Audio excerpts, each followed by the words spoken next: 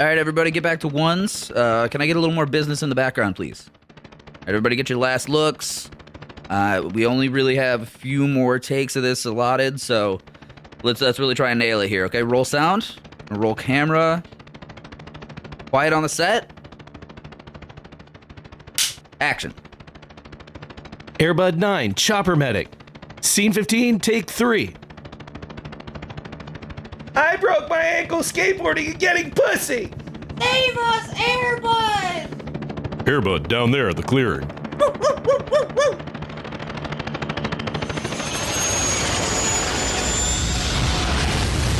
Airbud! Airbud, we're losing control of the copter! Ah! Ah! Yeah! Ah! Ah! Oh, my fucking legs! My fucking legs! The cactus is getting off my helicopters! I'm on fire! Airbud! Airbud, save me! Someone call a real helicopter medic! Oh god, can I get a fucking cut here? Jesus Christ, oh my god! Airbud's dead! Who thought a golden retriever could fly a helicopter? All right, cut. Yeah, I think we're gonna roll with that. That's a wrap. Moving on.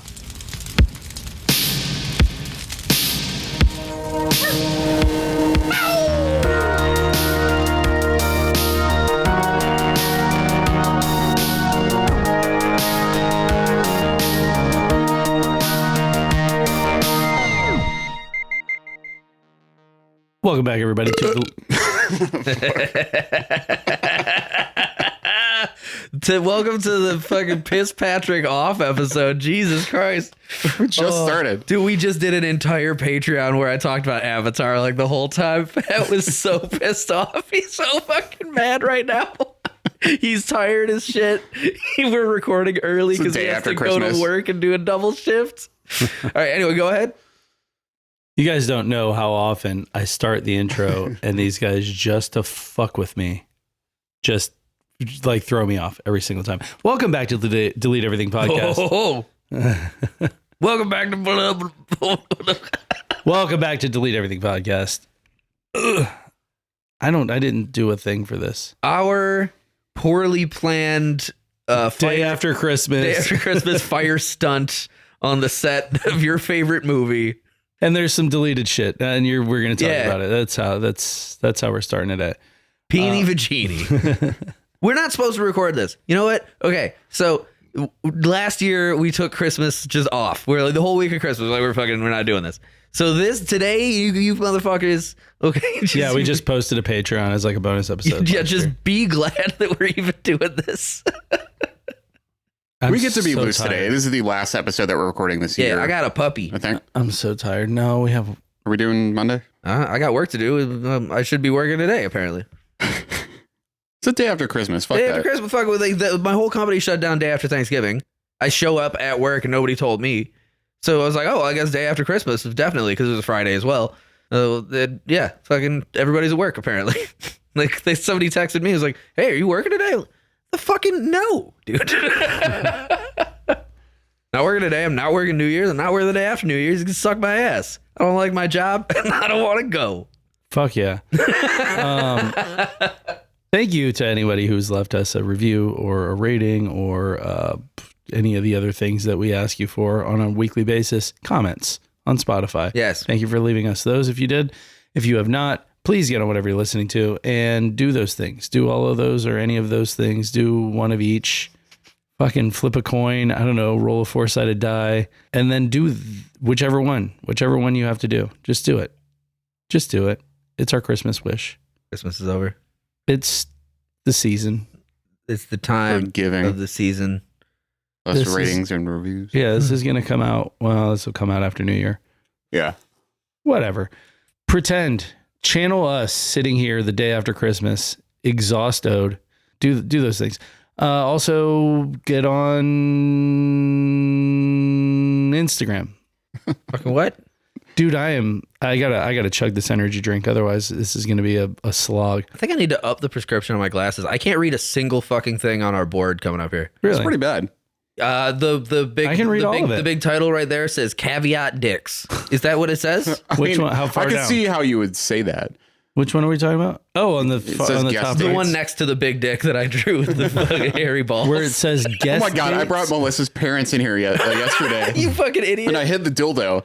And they were like, hey, look at this dick up here. And I'm like, I was pointed this way. I mean, I was. I leaning drew, against the for fridge. those who don't know me, I drew the biggest, hairiest, uncircumcised penis on our fucking, our upcoming episodes board. Got my in-laws in town. It looks really they haven't nice been here in in here 8 except years. for that. Yeah. I hid the dildo. I hid all the other. It's got a very paraphernalia. impressive lilt. Yeah, I draw a good dick. It's very designy. I've been working on it a long time. That hair's I feel going- like most people do a hard dick, like an arrow, you know, and That's how I oftentimes, draw a dick. it illustrates like a circumcision thing because you just get the ridge. Not me, baby. I leave the skin on. Okay, so you just gotta get the little tip there, you know, and you need to I like a half hard, maybe a post. Right. But also the ball hair. Ball hair is really important, and the differentiation in You got to go in a little far the up the shaft. size though. of ball. Yeah, unkempt. The bottom of the shaft, it's gonna go there. I know. I'm just saying maybe he should trim up a little bit. Yeah, you got to night witch it. Yeah. Tune into our weekly series, Drawing Dicks with Riley. Is that gonna be our next YouTube thing? I will. Since I've If been you get slacking on the intros? just comment Big Dickin with an apostrophe, and I will personally send you a hand drawn dick. Wow. Maybe that should. We still owe. This is gonna quite a Still few owe some people some stuff. So you guys Kelly are and getting dicks for free. Elias and Jasmine all need. Some Yeah, I gotta stickers. get Elias my big dick.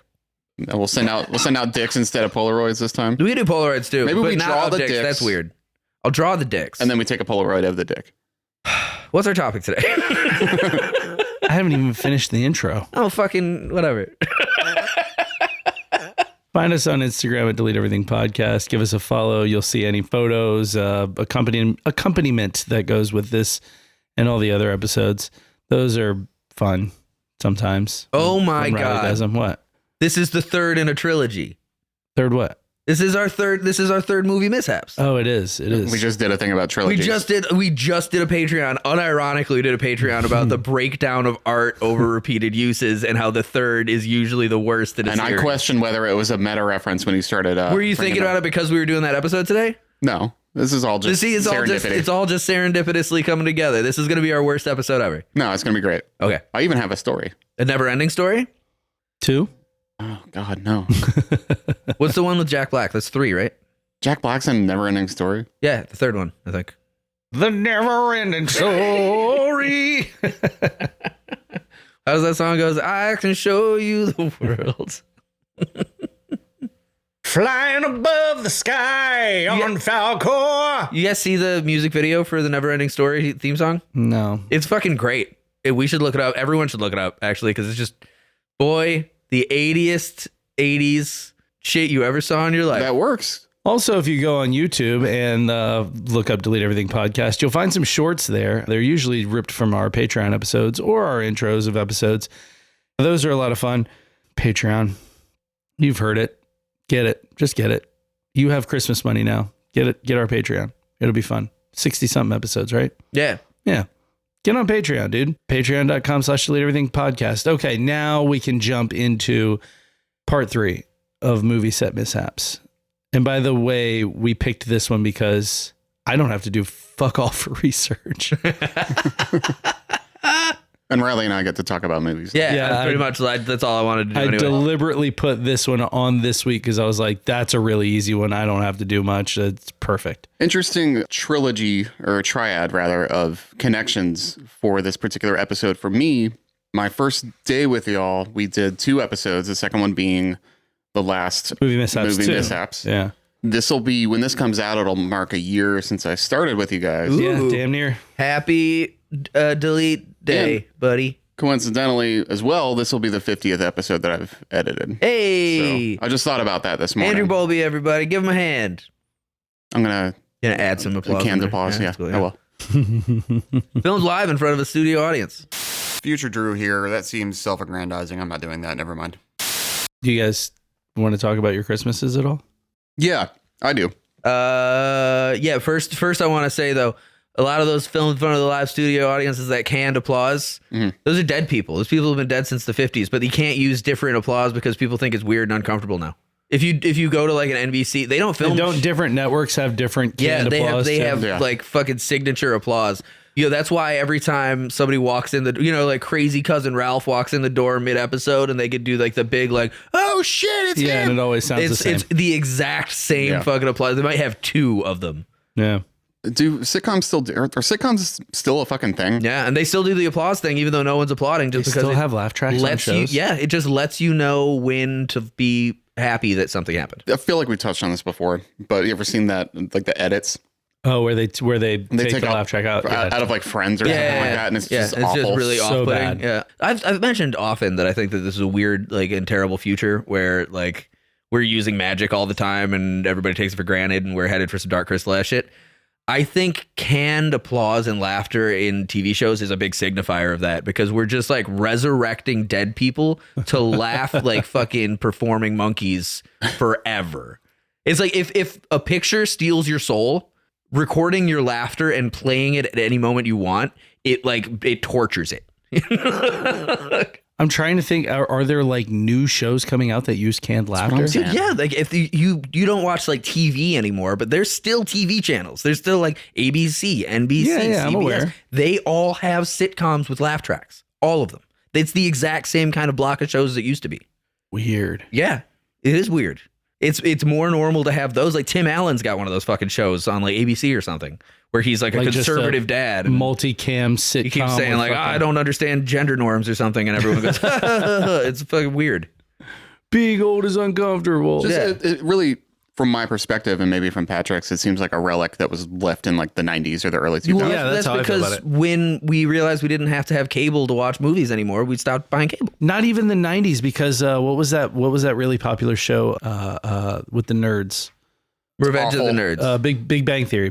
Yeah. That was in like the 2010s? Yeah, it's got a spinoff that just ended, and then that spinoff has a spinoff with a laugh track right now.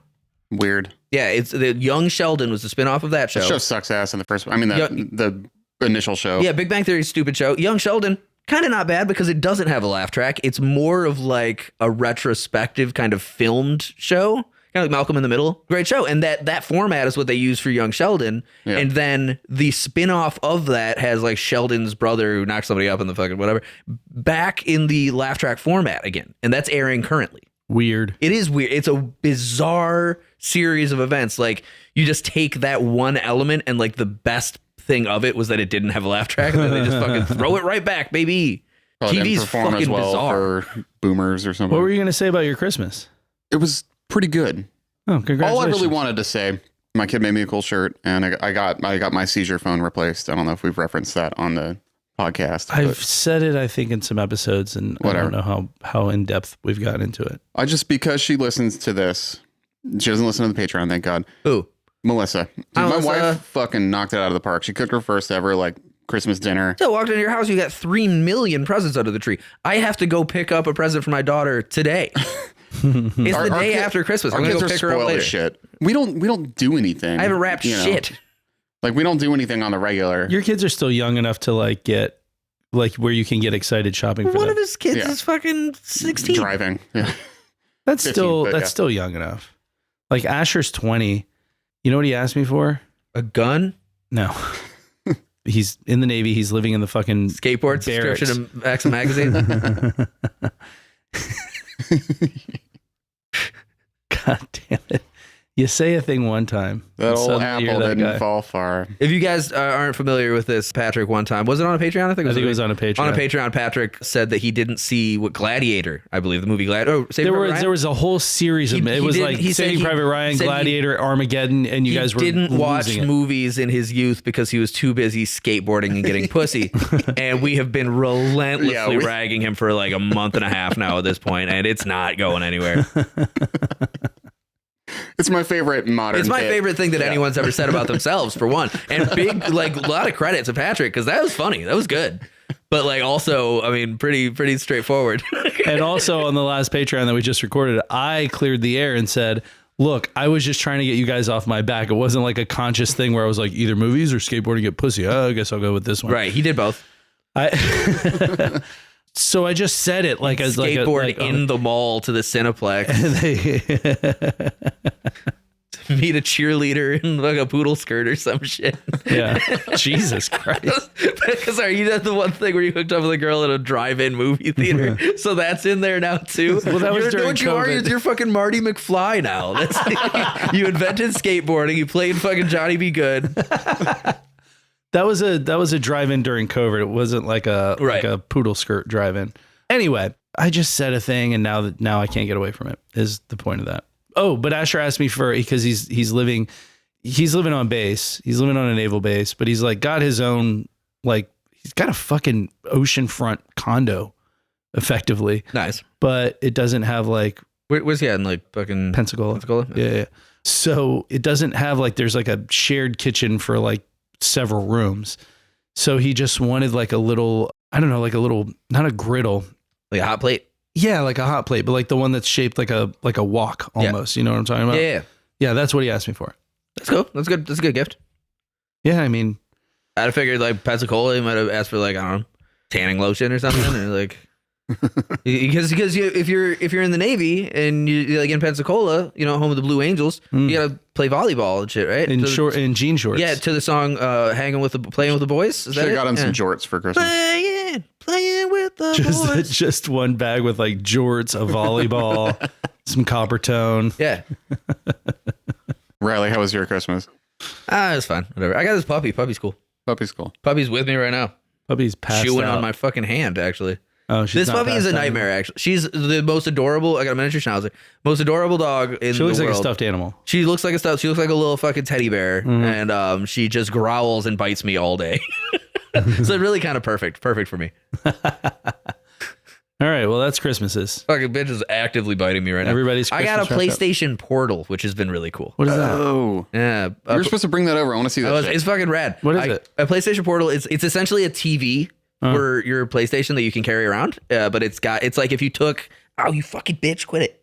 If you take a PlayStation controller and like stretched it out and slapped a little like LCD screen in the middle of it, It's like a Switch. It's just a handheld. yeah, it's kind of like fucking the Sega the game, fucking, you know what I'm talking about? Game Gear.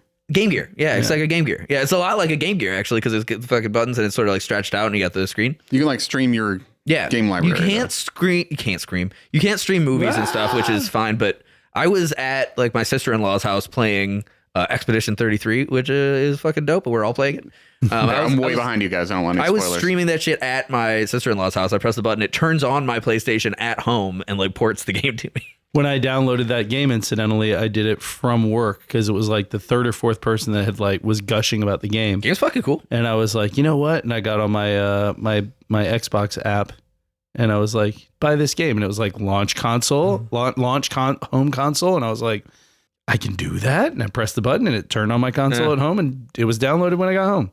But it was too fucking late, so I didn't play it for like a week. You know what's not fun about that? It's a cool game. It's a French game. Won a bunch of awards on it. It's called Claire Obscure Exhibition. Claire Obscure Expedition 33. It is a pretty straightforward, like Final Fantasy-esque kind of fucking turn-based combat game. But here's the kicker. They don't explain dick to you the whole time, and you have to contextually analyze what's happening around you, which is fun, and kind of gather the story. And then your wife will stand in front of the TV and ask a bunch of questions while you're trying to beat the final boss. And you're like, yeah, I guess it's his mom or something. I don't know. I don't know.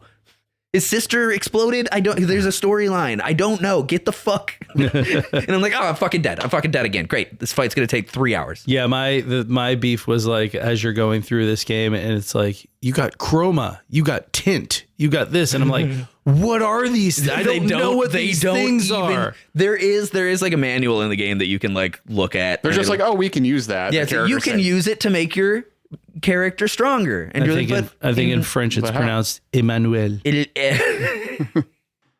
They you fight mimes and shit. It is the Frenchest game I've ever played. I didn't realize Charlie Cox was the Gustave. Yeah, Gustave. Yeah. Who is?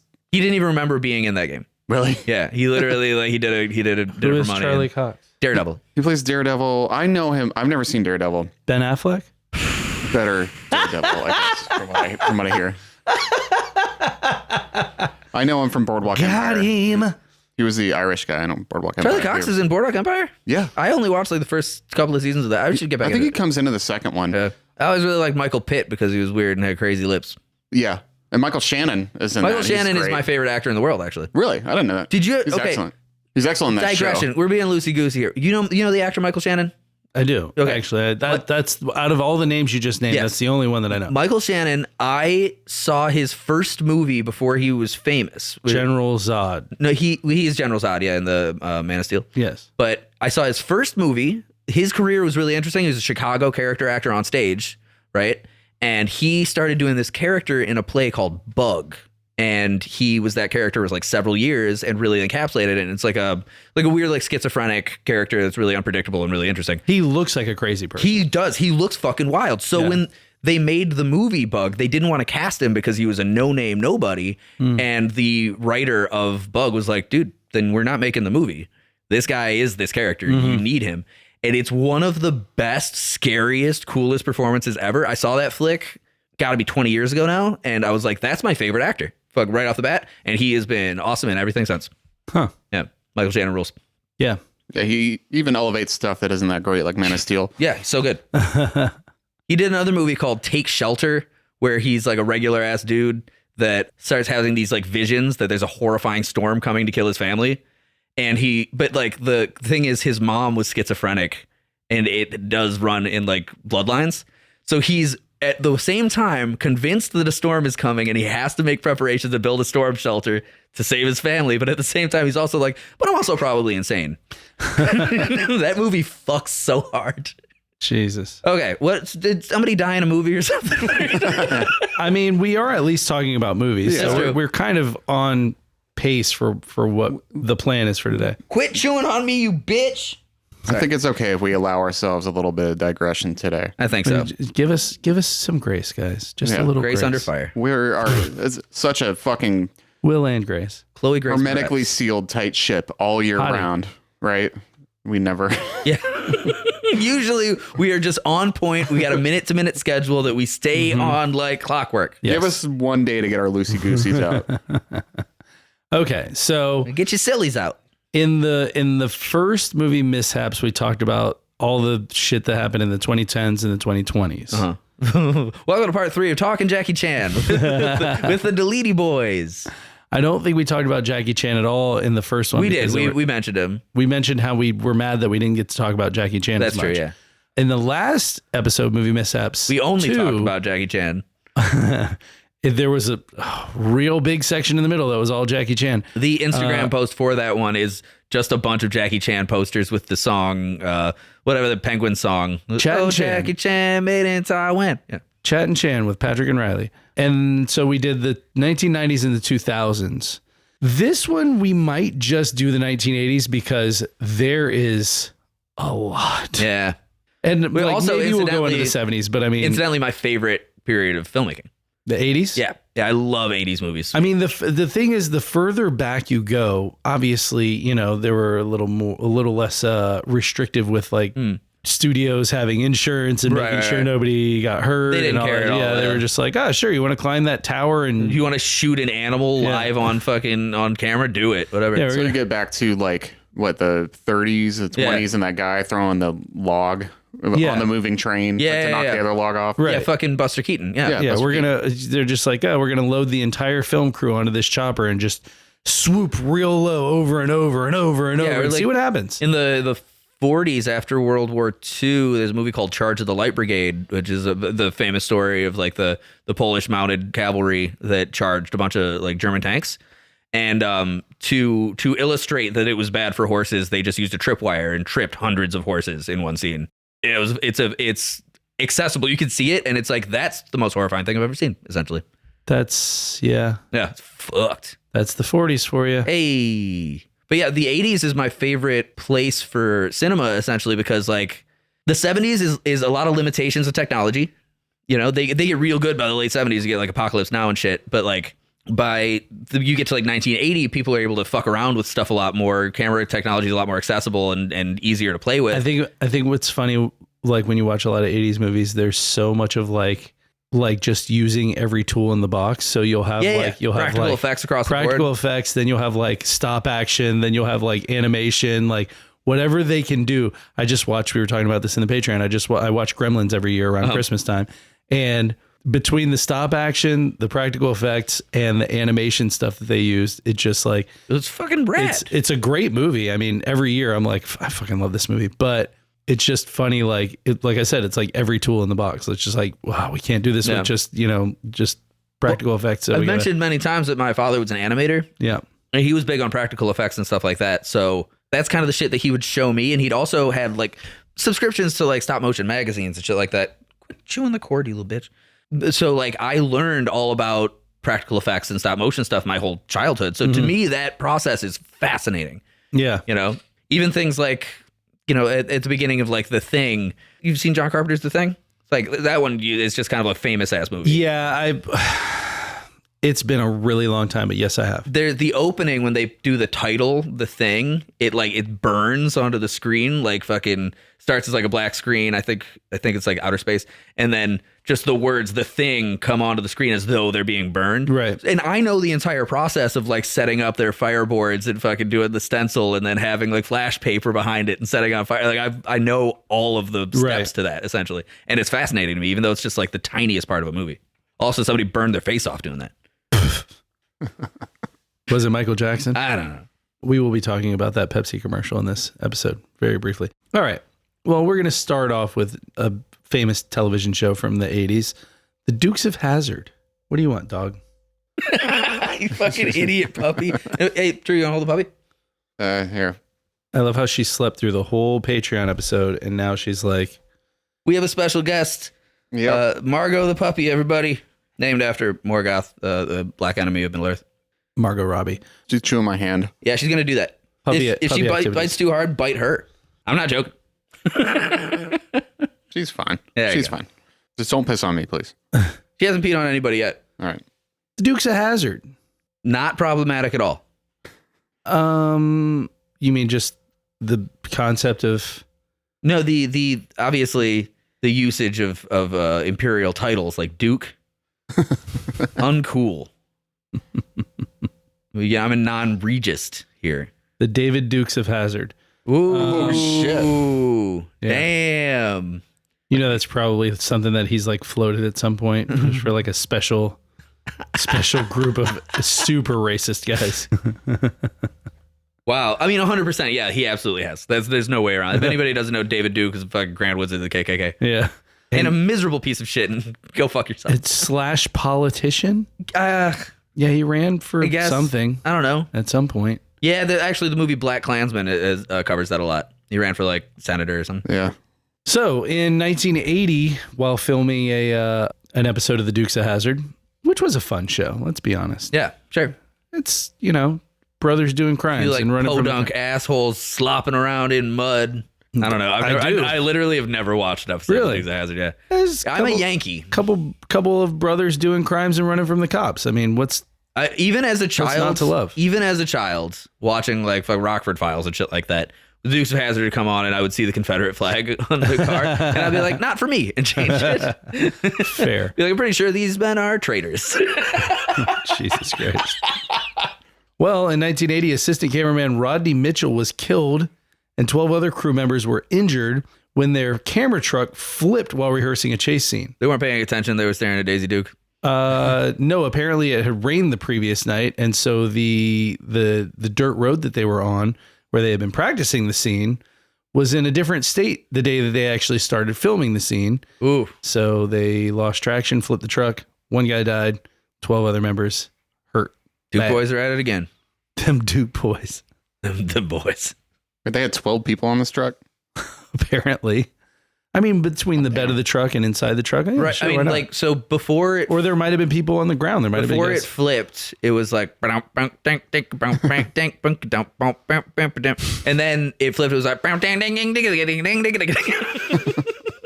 It's fucked up.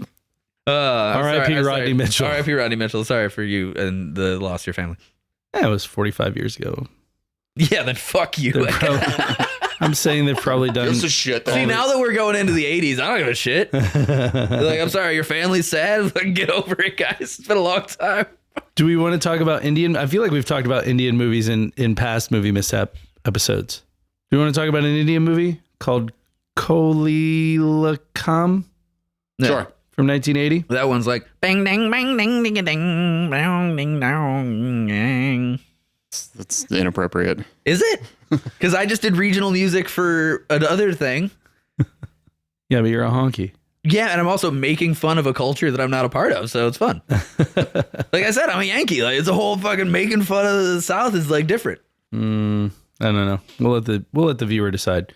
An Indian actor named Jayan was killed during a stunt scene when the helicopter he was boarding crashed. It was in 1980. Damn. I feel like a lot of these things happen. 1980, man. No, helicopters. A lot of these are Yeah, gonna be helicopters. Maybe helicopters in the 80s. The 80s Not are a going to great be idea. very helicopter heavy, just FYI. They were just like, fuck yeah, we got these new flying things. They're like, oh, they actually When was crashed the Twilight pretty Zone handily. thing? Is that in the 80s? Yes. Yeah, we covered that on our first big disaster episode or whatever. No, we had to Movie Set re-record. Mishaps, We had to yeah. re-record that. Oh, yeah, that was one of our fucking miserable re-records because Patrick forgot to plug in the thing. No, I think You know, that I was still just have bad sound quality. the paper in my room where we used to record. I've got the paper that Turn on says the step thingy. 1, turn on thing. You were supposed to bring that here. Yeah, I'm going to. It's still there. It's still on my wall. I mean, thankfully, I don't. The thing stays turned on here. That's true. Yeah. I'm going to frame it. We'll hang it on the wall. I love it. So, Frame it for murder. so moving on, an episode of Magnum PI in 1980. Fuck yeah. Magnum PI fucking rules. Never seen it. I'm a big Tom Selleck guy. Dude, I may have told the story of the podcast.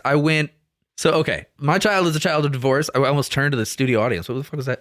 I don't know. Who were you looking at? So here, I want to illustrate. Are you doing a live show? So right when I was first like figuring out child support stuff, which is a nightmare if anyone's ever gone through child support shit. It's fucking the amount of paperwork and the way that people Wait, talk as to you. as someone paying child support, or someone paying child receiving? support. Okay. As someone paying child support, they don't seem to want your fucking money, but they desperately want your money.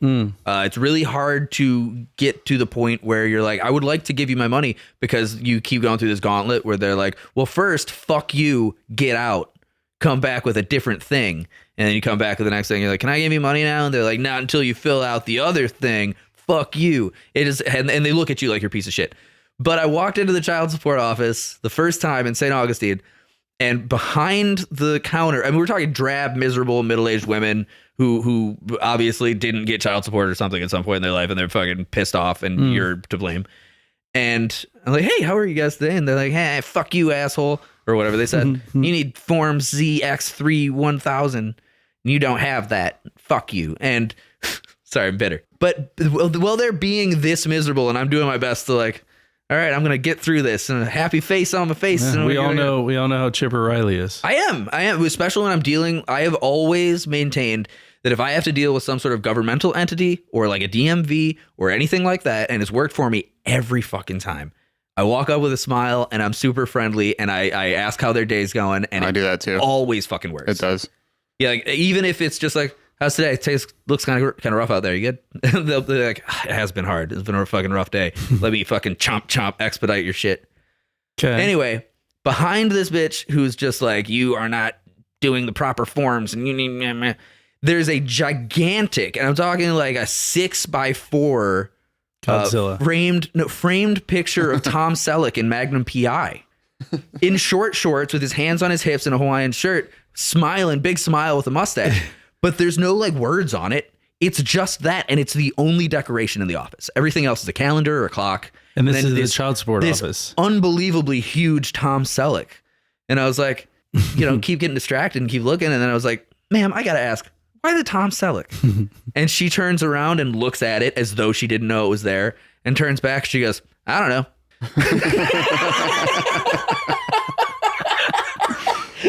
Did she expedite your shit after that? No.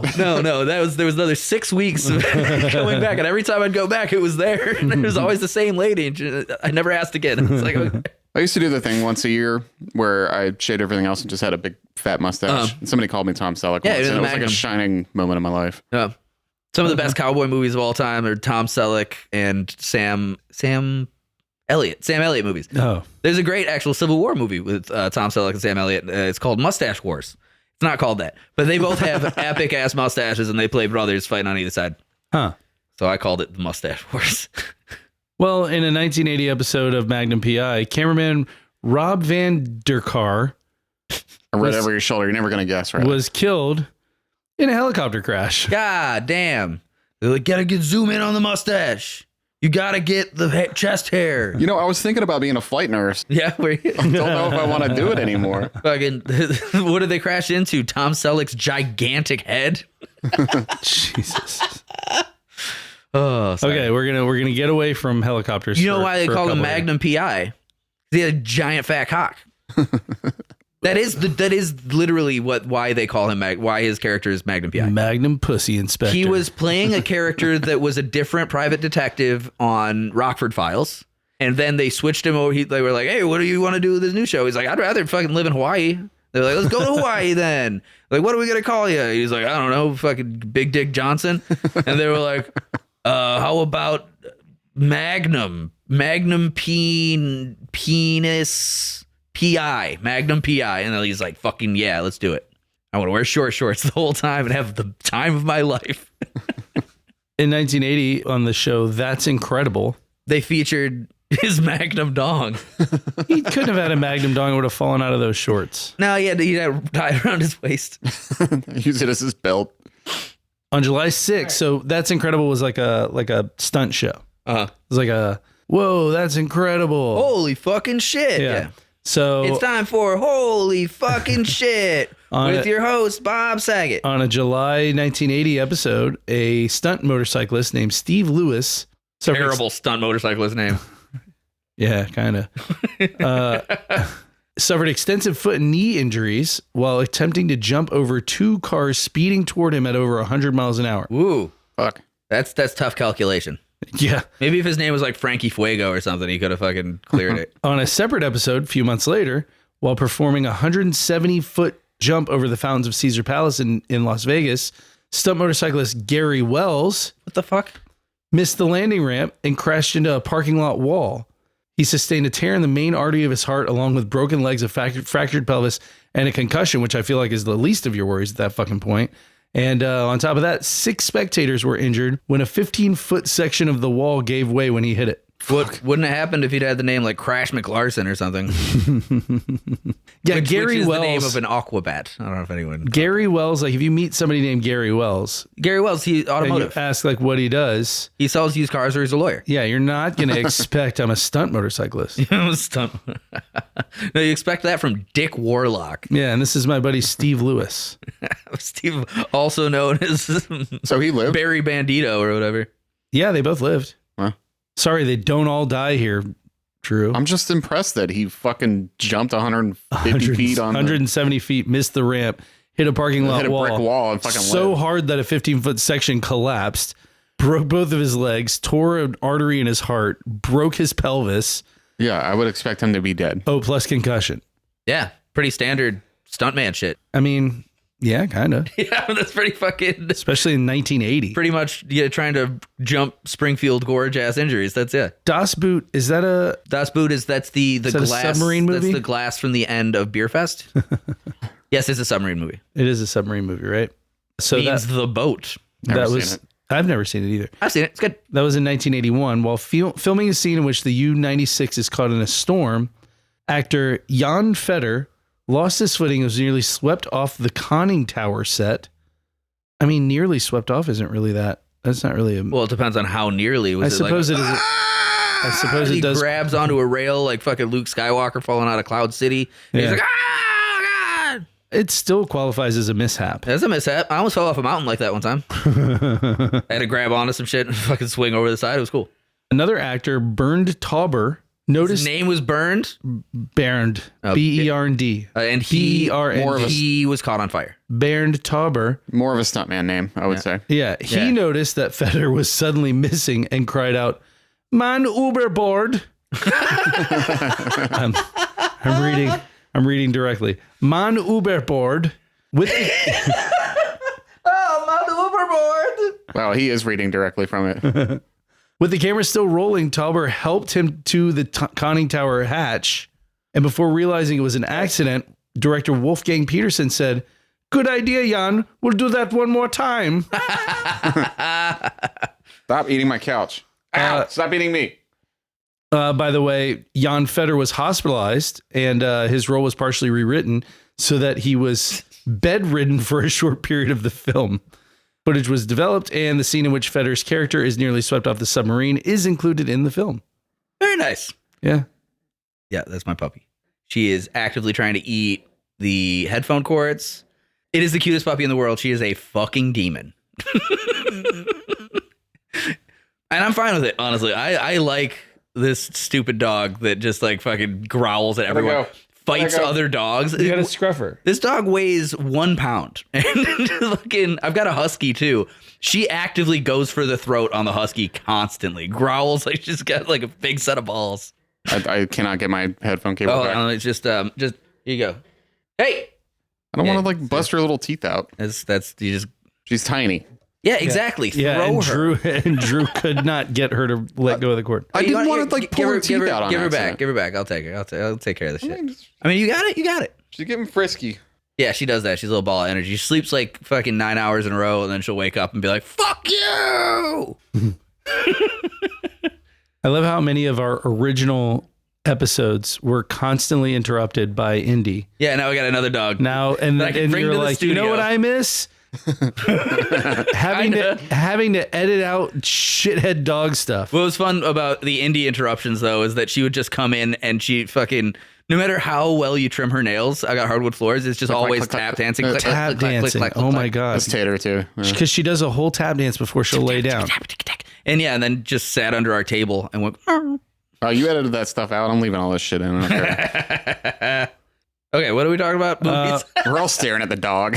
Beethoven. No, the movie Beethoven is not in here. Although, great candidate for Bad Movie Please Fix. Beethoven?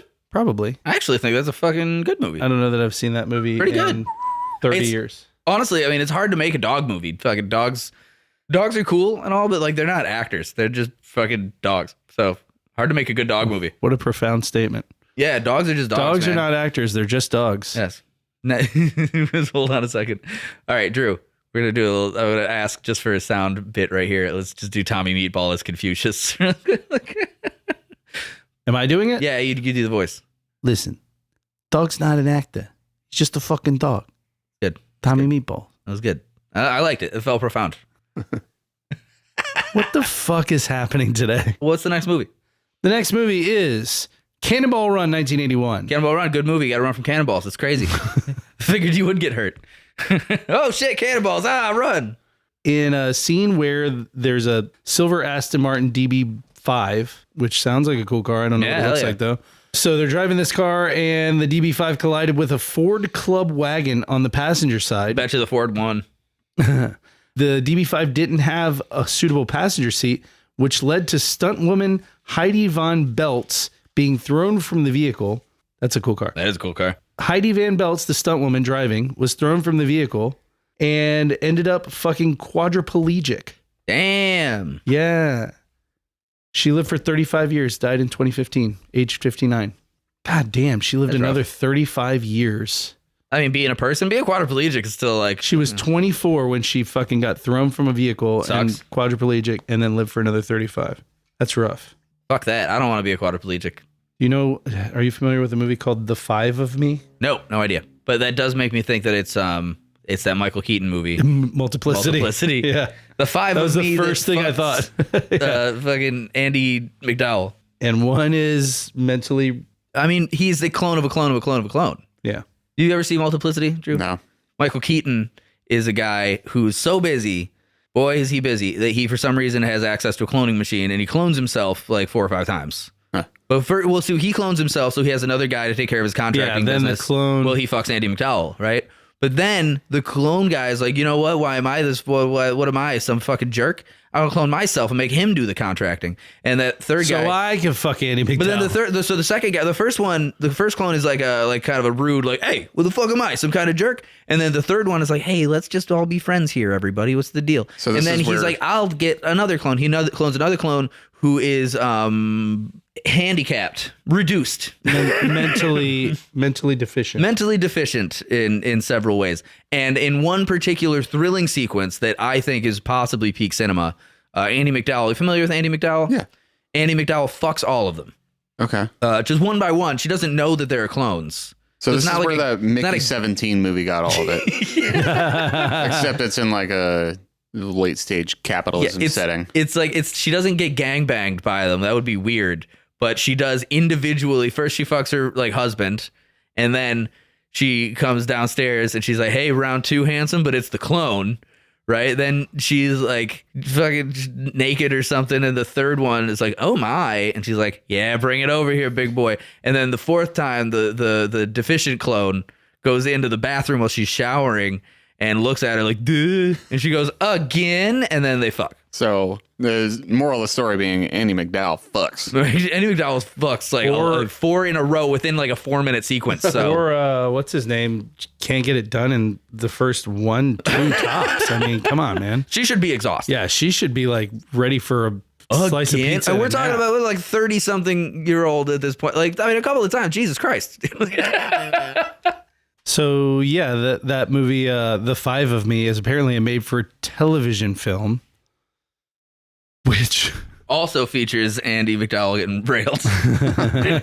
which is really tragic when you consider camera assistant Jack Tenberg was killed when he was struck by a driverless stunt car during the filming God damn. of a made-for-TV movie in the 80s. That's rough, dude. See, we talked about He this. was getting paid like $2,000. I think we for the talked whole about this filming. on like Movie Mishaps too. It's like it is one thing if it's like, yeah, this big blowout scene in Back to the Future, that's where my dad died.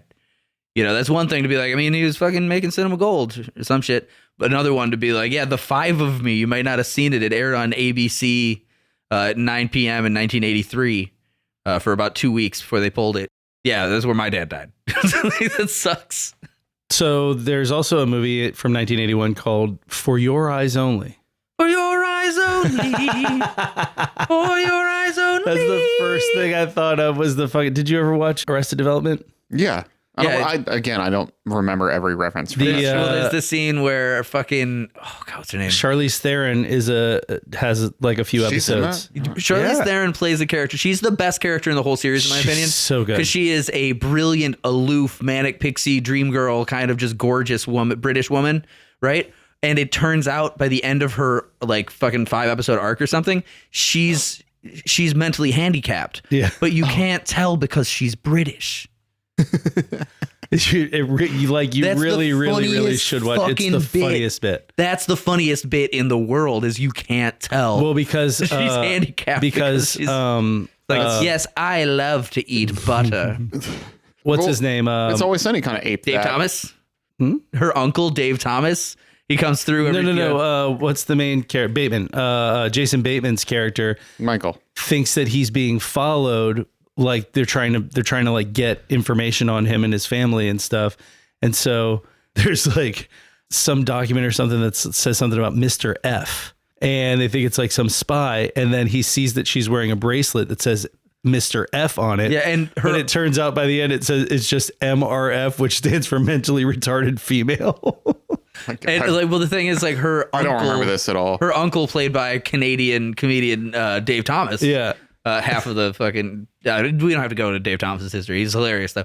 But he keeps showing up and like, you know, he'll see her and like hold up like a golden totem, and she'll be like, no, and run away. You know, it turns out that it's her uncle who's trying to like be like, hey, you got to get away from that guy or you don't get this candy.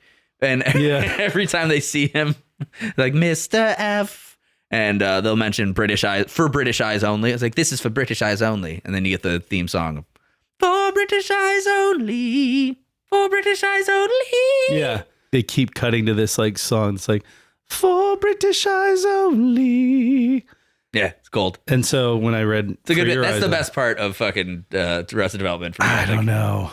I mean, Because obviously Jason Bateman makes the ethical choice not to pursue this relationship.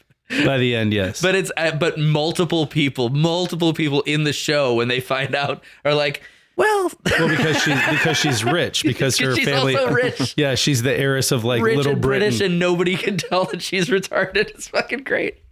Until George Michael catches video footage of her trying to eat the plastic fruit on the dinner table.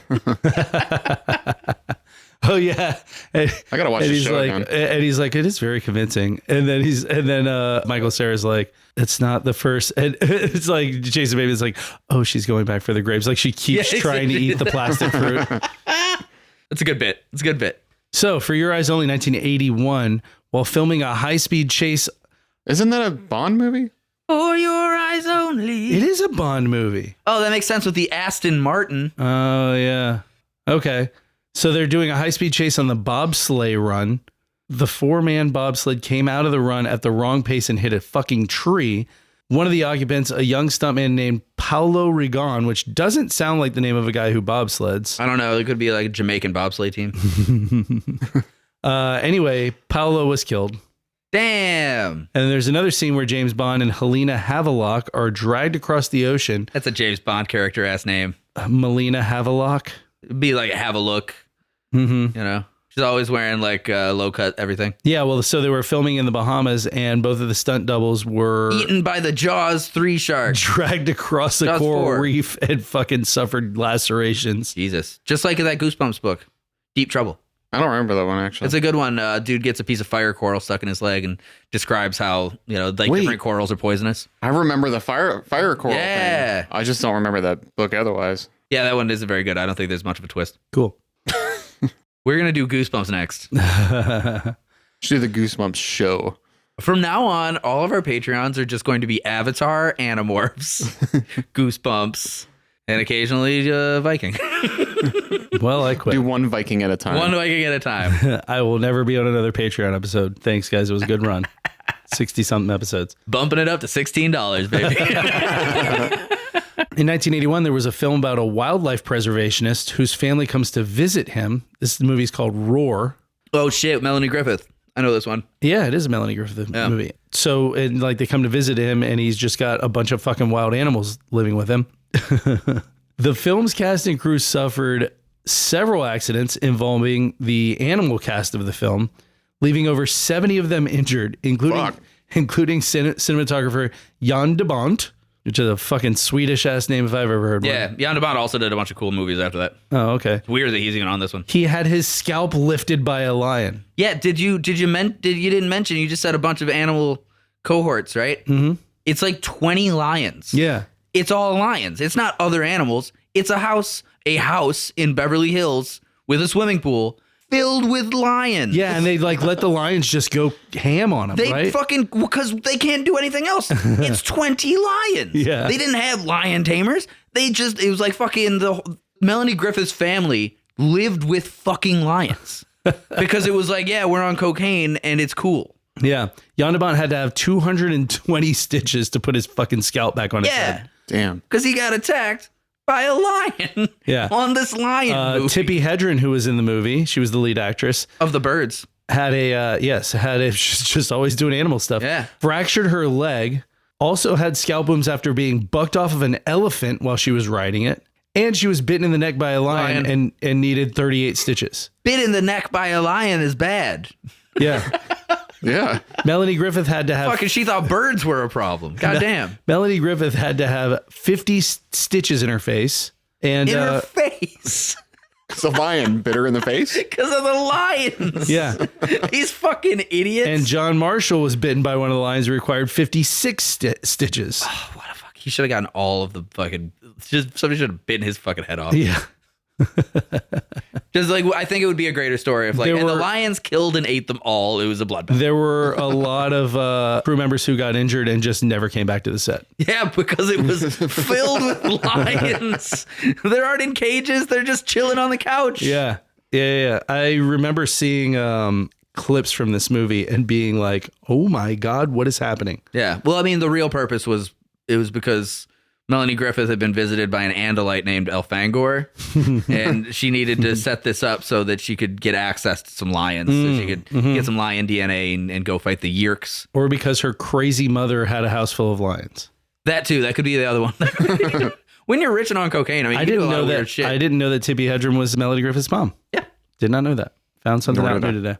Yeah, the fucking, what's the other Hitchcock star? He's got a famous daughter. Jamie Lee Curtis's mom. Marion. Marion Crane. Jimmy That's the Lee character. Curtis. Jimmy Eat World? Janet Leigh. Janet Leigh, there you go. Good. I know shit sometimes. That was good trivia, though. I didn't fucking remember the shit. Her character is Marion Crane. Yeah, right? Marion Crane, yeah. Speaking of Melanie Griffith, there's a Griffith Park in Los Angeles where during the filming of a movie called The Sword and the Sorcerer from 1981, Cool name. stuntman Jack Tyree was killed doing a high fall stunt. Damn. It was a 78-foot fall in heavy costume and makeup. That's a big fucking fall. He didn't land on his airbag. Do you guys know I used to do like stage stunt stuff? That was part of a Yes, fucking... you've talked about it on here before. Yeah, it was part of like a theatrical troupe thing that did sword fighting and fucking stunts and shit. I used to do like 25-foot falls. They're cool. My stepfather, his stepfather, so my step grandfather. Step, pop. Yeah, Richie, super cool. He was a stuntman in LA. Like, did the whole jump from a motorcycle to a car That shit's thing, cool. like, all that shit. I should have been a stunt man, but I was too weird and fat. Yeah, Richie's he was a Marine. You guys need a short, chubby stunt man in case Jonah Hill needs to jump off or something. Jonah Hill. Is Jonah Hill short? I don't know. Looks like he'd be short. Stuntman would be a cool job until, one of these horrible things happens. Yeah, I mean, like you know what you're signing up for, though. It just sort of is what it is. Something that, at 20 years old, I definitely would have been like, oh, fuck yeah. And now would not do. Like the skydiving. Like, Right. I'll still do skydiving. I'd do skydiving. I just have to give the conceit is that I'll probably die. That's all. No, you won't probably die skydiving. I feel like your likelihood of dying during skydiving is pretty small. Well, because I'm going to overdose on heroin while I do it. Riley's just gonna sit right at the edge of the fucking the hatch and just fucking on his knees and just bang it up and then bang it out. Huge baby. dose and fall out of the plane. The fucked thing is that you have to jump in tandem the first time in Florida. Yeah, I'll do a bunch of them. You have to do several tandem jumps. Yeah. You'll just be dead, like attached to this guy, just flopping around. He has no idea what's going on. I always thought it'd be fun, like instead of like cremation or burial, you just suit me up like I'm skydiving and drop me into an elementary school playground. That's dark. Yeah, funny though. If you die first, I'll see if I can make it happen. All right. Just because like you hear the sound effect of like thud. 30 children screaming. That's fun. What are you doing? Shitting. She shitting? I just fucking... God damn it. Pause. You just shit outside. What the fuck is this?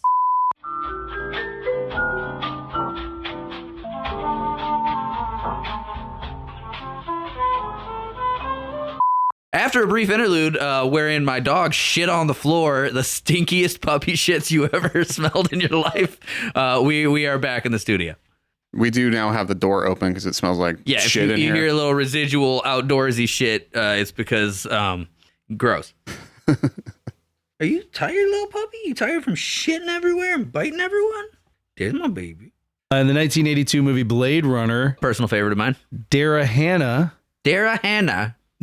Hannah slipped on the pavement and smashed the window of a fucking parked car, resulting in her elbow being chipped in 8 places. Such a fucking cool shot too. I know that one. It's like iconic in Blade Runner nerd shit because she's like running, she slips, and you think that it's like a Ridley Scott fucking affectation because she smashes through and it fucking because the glass shatters, not like car glass, it like glass, and you're like, oh, because this movie was filmed in 1982 before they changed that, so it's just fucking glass in cars. She just slipped and put her elbow through a car window. And it looks great. It's like slow-mo too. Like a cool shot. Good. I mean, probably not for her. She probably worth it. Didn't enjoy it. The fuck else was Daryl Hannah doing? She's fine. Also in 1982, Conan the Barbarian. One of my all-time favorite movies. With Arnold Never seen Schwarzenegger. it. Dude, so good. You love it. Arnold Schwarzenegger's first movie in the U.S., right?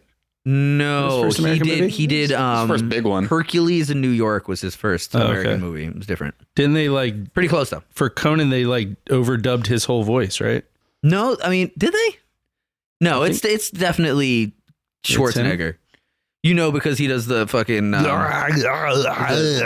Conan, what is best in life? He goes, to crush your enemies, to see them driven before you, and to hear the lamentations of their women. Which is something I taught my kid to say at a very young age. Well, so actress Sandal Bergman was filming a sword fight and her fucking finger almost got severed off. She had to get Sonia? She played Sonia? Yeah. Probably, yeah. She had to be rushed to the hospital and have her finger reattached. Damn. For those of you who have listened to Movie Set Mishaps Part 1 and Part 2, you probably know that Sylvester Stallone just stays on this list. Yeah. I almost feel like Sylvester Stallone has like a Wolverine type endoskeleton at this point. Just he's got so many plates and screws and shit from all of the movies he gets fucking Oh shit! just blasted in. Is Wolverine a cybernetic organism? What? Living tissue over a metal endoskeleton? That's Wolverine is. Terminator rules, right?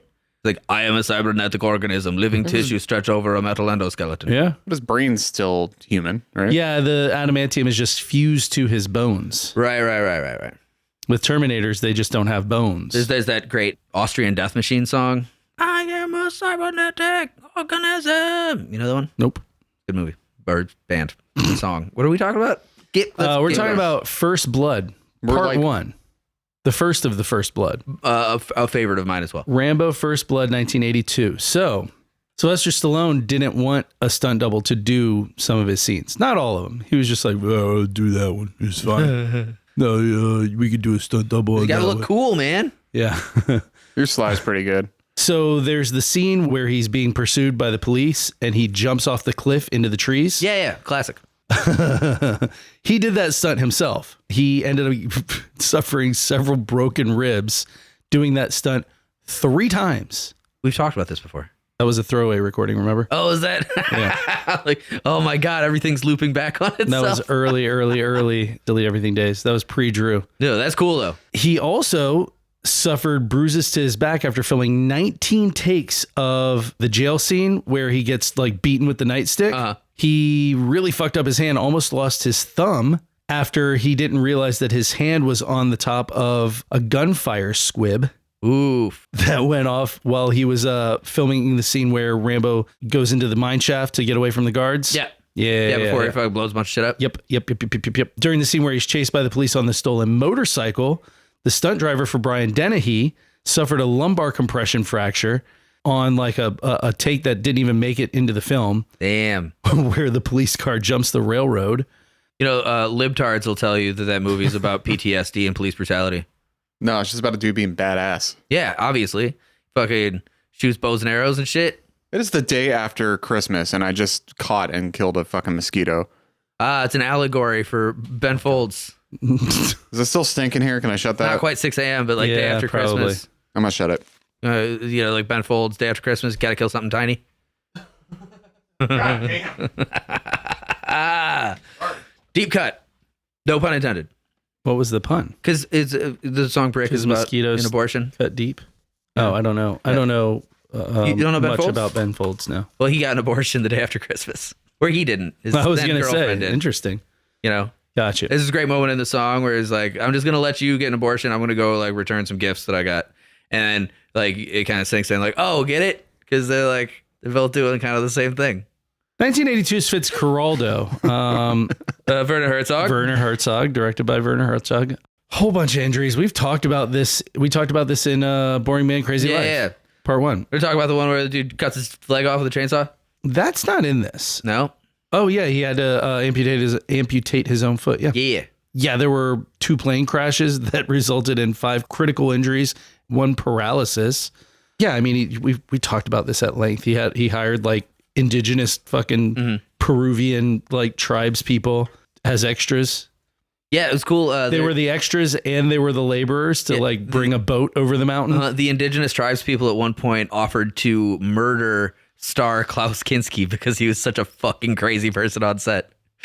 I read fucking... yeah, didn't he pull a gun on Werner Herzog? Yeah, he did. And Herzog was like, you know what? If you shoot me with that, I'll probably live, and then I'm going to fucking kill you. No, you know what? I got that wrong. It's the other way around. Herzog pulled a gun on... Herzog pulled a gun on Klaus Kinski, and he's like, if you do not film this scene, I will kill you with this gun. I am serious. And Kinski was like, okay, I'll do the scene. Okay. He was Sure thing, boss. Because there's one thing about Werner Herzog is like, he's not exactly full of jokes. Not that he's not a funny guy. It's just he's not bluffing ever.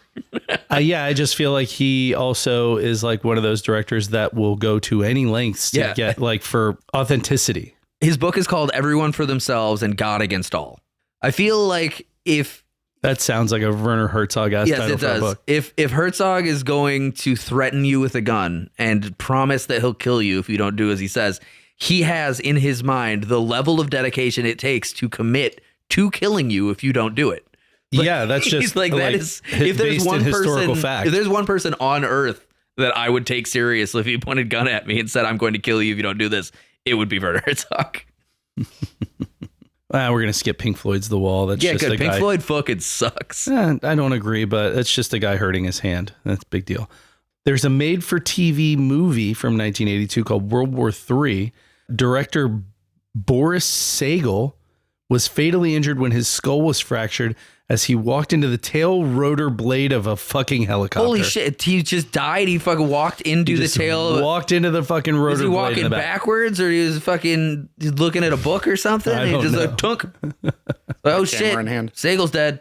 Yeah. Wrap it just up. Crushed his fucking skull and he died. World War III. I think I'm gonna skip that flight nursing thing. Yeah, my son is training right now to be a fucking flight medic. That's what I before I landed in PACU. That's what I was looking at. Yeah. Was getting on the chopper. Cool. But Wanted to get to the chopper. yeah, just so I could say that. Are we familiar with the movie High Road to China? Can't say that I am. Nope. 1983. There's a different version of that, a parody porn called High Road to Gina that I've seen. I've only seen Big Trouble in Little China. Still starring Kurt Russell. Very petite. No, that woman. was Dick Warlock. Very- Kurt Russell stunt double Dick Warlock in Big Trouble in Little China. Yeah. I'm not even going to keep going on that joke because I could go keep going. Oh yeah, we could do a whole thing of that. Yeah, a lot of interracial stuff. So Big Trouble, if you know what I mean. Okay. High Road to China. Buku trouble, you might say. Okay. During filming in Yugoslavia, Dracula. you guys are never going to guess. Vampires. A helicopter crashed en route to God location. Damn. All three on board, the pilot, a stunt pilot, and the mechanic, I'll say their names, Nigel Thornton, David Perrin, and Jaron Anderson, Jaren? were killed in the crash. Yeah. They were It's tragic. hopped in a helicopter to go fucking film in Yugoslavia, and that was that. That was the end for them. Jaren. Sorry, Jaron and David and Nigel. Nigel Thornton. British much? Nigel Thornton, yeah. Yeah, Nigel Thornberry is what. Yeah. Yeah, okay. And yeah, he's talks like this. Nigel Thornton, thank you very much. I'm trying to skip to movies that because Midnight Spares, what the fuck is even that? That sounds like bowling. No, it was apparently had to do with race cars. Wow. Yeah, Midnight Spare Tires? maybe. Fuck. It change your tire at midnight. The Right Stuff. Oh, The Right Stuff is that's a movie. That's a good movie. Is it? Yeah, it's the fucking astronaut movie. It's got everybody. okay. It's all fucking Scott Glenn. It's got a shitload of people, dude. It's Well- such a famous movie. Stuntman Dennis Quaid, not Randy. Quaid. Stuntman Randy Quaid, cousin Eddie. Hello, boys. Shader was full. Stuntman Joseph Leonard Svek died while performing a parachute jump that recreated Chuck Yeager's escape from the stalling NF 104. Sam Shepard is Chuck Yeager. Fucking great performance. In real life, Yeager's flight helmet had caught fire on colliding with the ejection seat's heated exhaust in midair. Svek carried a smoke canister during the free fall to simulate such fire. However, this may have intoxicated him, causing to lose consciousness, and he never opened his parachute and fell to his death. God damn.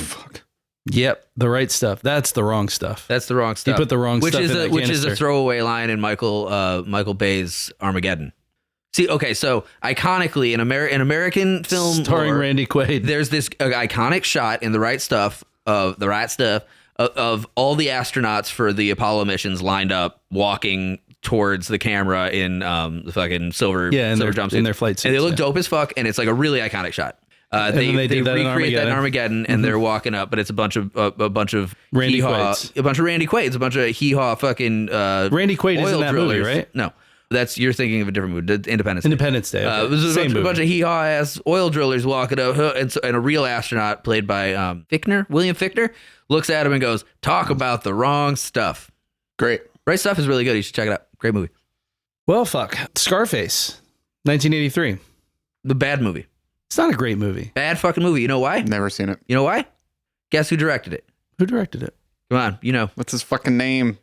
I'll Damn it. I'll give you a hint. Black Dahlia. Same. I was gonna say same guy who did Yeah. Black Dahlia. Fucking, what the fuck is his name? Yeah, you don't remember his name. Go back and watch and listen to My watch. least favorite director, the big piece of shit that I fucking hate. Cameron. James Cameron. James Cameron. That's I right. fucking love James Cameron. No, what? Billy, David, No. Schmeagol, the fuck is his asshole Schmeagol, name? The Untouchables, Dinkus, Carrie, Reckon, Serpico, Black Dahlia, Svengor. Snake Eyes, Brian De Palma. Brian De Palma, that piece of shit, Yeah, that guy. has listed a bunch of bad movies except Carrie. Carrie's good. Carrie's a good movie. Fuck Brian De Palma, fuck Scarface, garbage movie. Except for the incredible montage sequence to the song "Push It to the Limit." That fucking rules. Yeah, that's pretty good. So they had to stall production for 2 weeks in Scarface because Al Pacino's dumbass grabbed the barrel of a gun that had just been fired and burnt the shit out of his hand. I mean, he's really going for it. He had to push it to the limit. Walk along the razor's edge. You reach the top, but still you gotta learn how to keep it. He didn't know that he wasn't supposed to pet the barrel of the gun when he said, "Say hello to my little friend." Welcome to the limit. Limit. Well, here's a fun one. You This is got the here now. I know what's gotta coming up, do and this it. is the most fucked up one out of any of them that we'll do, I think. It really is. This is just the highlight of this episode. If you made it this far, doesn't get any better than this, ladies and gentlemen. Twilight Zone, the movie, 1983. Oh fuck. They use the scene. They use the take, right? They use a truncated version of the take, which I guess is poor word usage on my end there. They use a version of it. You can see the full footage online, which Nope. I have seen, and it is horrific. On July 23rd of Really should have never 1982, invented the fucking internet. or the I don't- helicopter I at don't this need to point. see I'm this convinced shit. they shouldn't have invented the helicopter. Yeah. This one, by the way, is helicopter related again. So on July 23rd, 1982, while filming Twilight Zone, the movie, 2 children, Micah Din Lee, aged 7, and Renee Shin-Yi Chen, aged 6, and actor Vic Morrow were killed by a helicopter during the production of this movie when pyrotechnics struck the tail rotor and caused the helicopter to spin out of control. Morrow and Lee were struck by the main rotor, so the fucking top one, Yep. Yeah. chopped them, and Chen, the 6-year-old, was crushed under the helicopter. Yeah, the More specifically, I think, were you going to talk about this? Well, no, go ahead. more specifically The adult actor and the little boy were decapitated. yes. The I don't want to describe it too many visceral terms, but in the footage, you see some. It's not just decapitated. They are very viscerally like Minced. and fucking bits go about Yeah. all over the place, and it is real fucked up. I think it was it John McTiernan was the director of that sequence. Does that say right there? No, John Landis. John Landis. Yeah. John Landis, very promising director whose career was pretty much destroyed after Well, that. he had to go to trial for involuntary Because manslaughter. he fucking did a bad job and he kills. I mean, really, you can't really. You're filming with helicopters. Everybody's filming with fucking helicopters. Everybody's dying. Like at this and point, it's it's a Vietnam War 1983, and just in this decade, what do we have? Like fucking 8 people who have died, and Yeah. more than 8. More than 8. And this was a war scene too, and it was supposed to be Vic Morrow dragging these because Twilight Zone the movie was like a big event. Yeah. Had a bunch of different directors. Spielberg directed. Supposed to be a couple sequence. little Vietnamese children. Yeah, and the whole thing is it's an allegory because Vic Morrow is this terrible racist piece of shit, and he gets sent back in time to a bunch of different time periods where he has changes of heart based on various things. And this is supposed to be his redemption arc where he saves these 2 little Vietnamese children because he can't watch children die in a fucking war zone. And Crazy. Instead, they all die. So he's dragging these kids through a fucking marsh, and there's a helicopter shot, and there's fucking smoke going off, and there's flares and all kinds of stuff. It's a war scene, and some mechanical failure or gust of wind. Pyrotechnics hit the fucking tail rotor. Pyrotechnics hit the fucking tail rotor, and Yeah. John Landis, by the way, was acquitted in one of the most prolonged lawsuits in film history. yeah, totally tanked his fucking career. No, I mean, like, whatever. As far as casualties go, a director's Yeah. career isn't that big a deal. It also led to major changes in filming codes. I would assume maybe clamping down a little bit on the helicopter related rules Yeah. at this point. We're See how many are after this. And we're 3 years. This is July. So 2.5 years. This is July of 82 when this happened. We're 2.5 years into the fucking 80s. And I swear to God, this has got to be like Every other like one. getting is- into the 20s on deaths. Yeah. Helicopter-related deaths, specifically filming movies. Yeah, Landis, if anybody doesn't know, he did fucking American Werewolf in London, The Blues Brothers, Trading Places, Animal House, like a fucking wow. Beverly Hills Cop 3 after this is about as good as he got. Yeah, but he was probably one of the top directors in the world at the moment, and he dropped directly to the fucking bottom. Yeah. Yeah, it'll do it. City Heat, 1984, with Burt Reynolds. My guy Reynolds suffered a broken jaw after being hit in the face with a metal chair while filming a fight scene. Did you say your guy, Burt Reynolds? Did I? You just say my guy, Burt Reynolds? Maybe. I don't know. I What's wrong with Burt? don't fucking like Burt Reynolds. Fuck Why? him. He's a What fucking did he asshole. do? Fuck that piece of shit. What do you do? I don't know, something. What? I'll bet you he's bad. Let's look him up. Well, No, he's always been a cantankerous fuck and a sexist and like Yeah. all kinds of weird shit. the man Yeah, was probably fuck born Burt. in the 40s. He suffers from the same affectations as every dude of his sort of... Are we doing that? Ilk. We're doing apologists. I'm not excusing it. I'm just saying, you know, Yeah, he made some cool movies. did he? Yeah. Which ones? The one with the canoes and the rape. Deliverance. Yeah, that one. That is probably his best movie. Actually, yeah. Gator. Bad.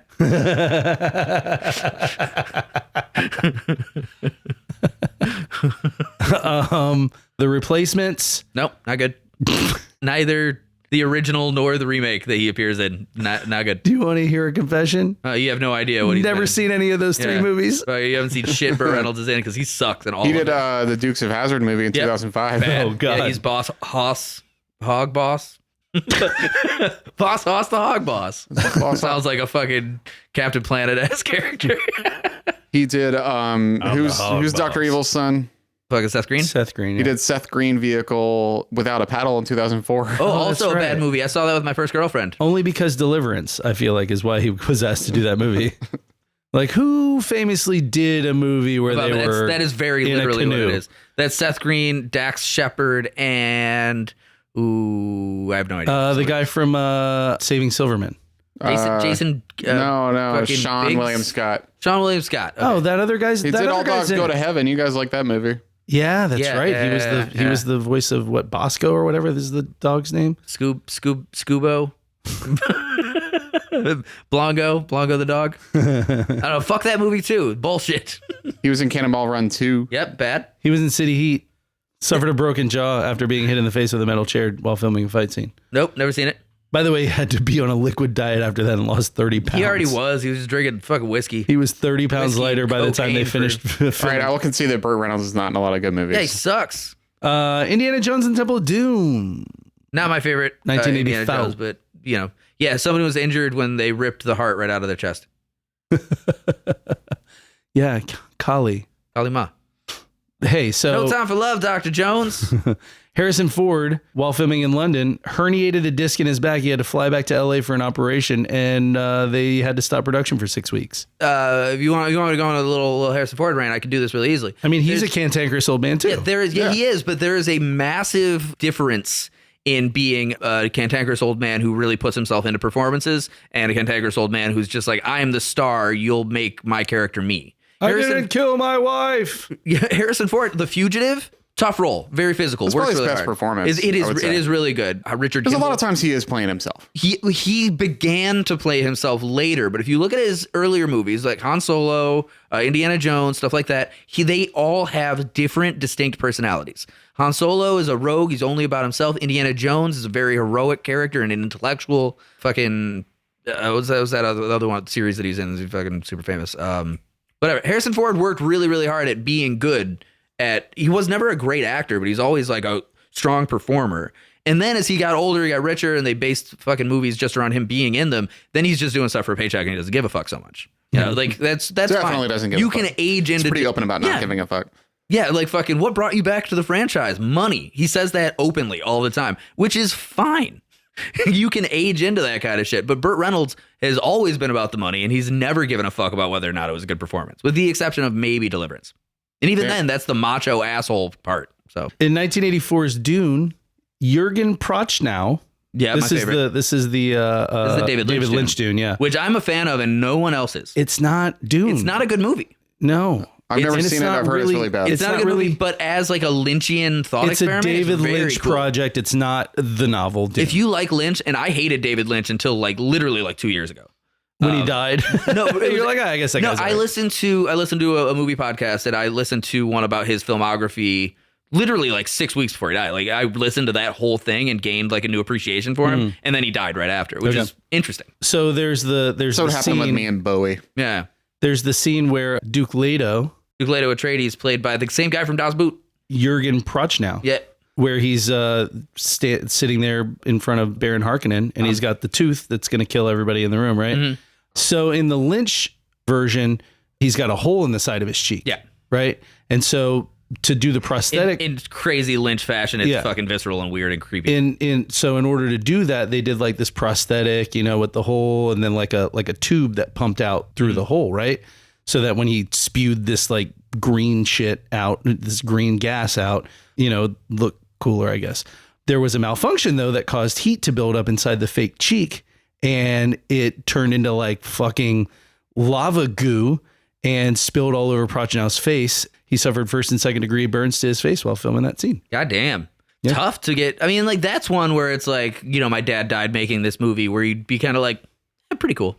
My dad's face got burned off. That is not a good movie. It's not a good interpretation of Dune. But No. again, as like a weird dreamlike Lynchian fucking visual thing, it's pretty interesting. The sci-fi miniseries did a great job of the book, although it was a bit corny in typical sci-fi. Those movies are rough. Those movies are in rough. typical sci-fi original sort of way that they did shit in the 90s. It's Drew, do you corny. you don't know Dune at all? No, Interesting. That is never wild. read it, never seen. That seems like it's weird blind spot for you.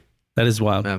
Yeah, Just knowing you being like a sci-fi guy and fucking like the kind of stuff you were into as a kid. Yeah. Because to me, like Dune was like a not a kid's book, but it's like Yeah, but I read it. Yeah, if you I read it like as a Lord of the kid. Rings and shit like that. Somebody have a copy? I'll read it. I got a should copy. somewhere, You just got yeah. a copy? Yeah, let me a copy. Yeah, sure. I'll read it. And then I'll watch. It's good. It's honestly a pretty easy. It's a My copy is little- so old, it's like falling apart. interesting thing about Dune is really fucking dense to get into for the first 20 pages, and then it's just smooth sailing. Yeah. Yeah. But if you keep going down the Dune series, it gets weird. very It gets weird political. again, yeah. And it's So like, did you ever read the Ender's Game series? No.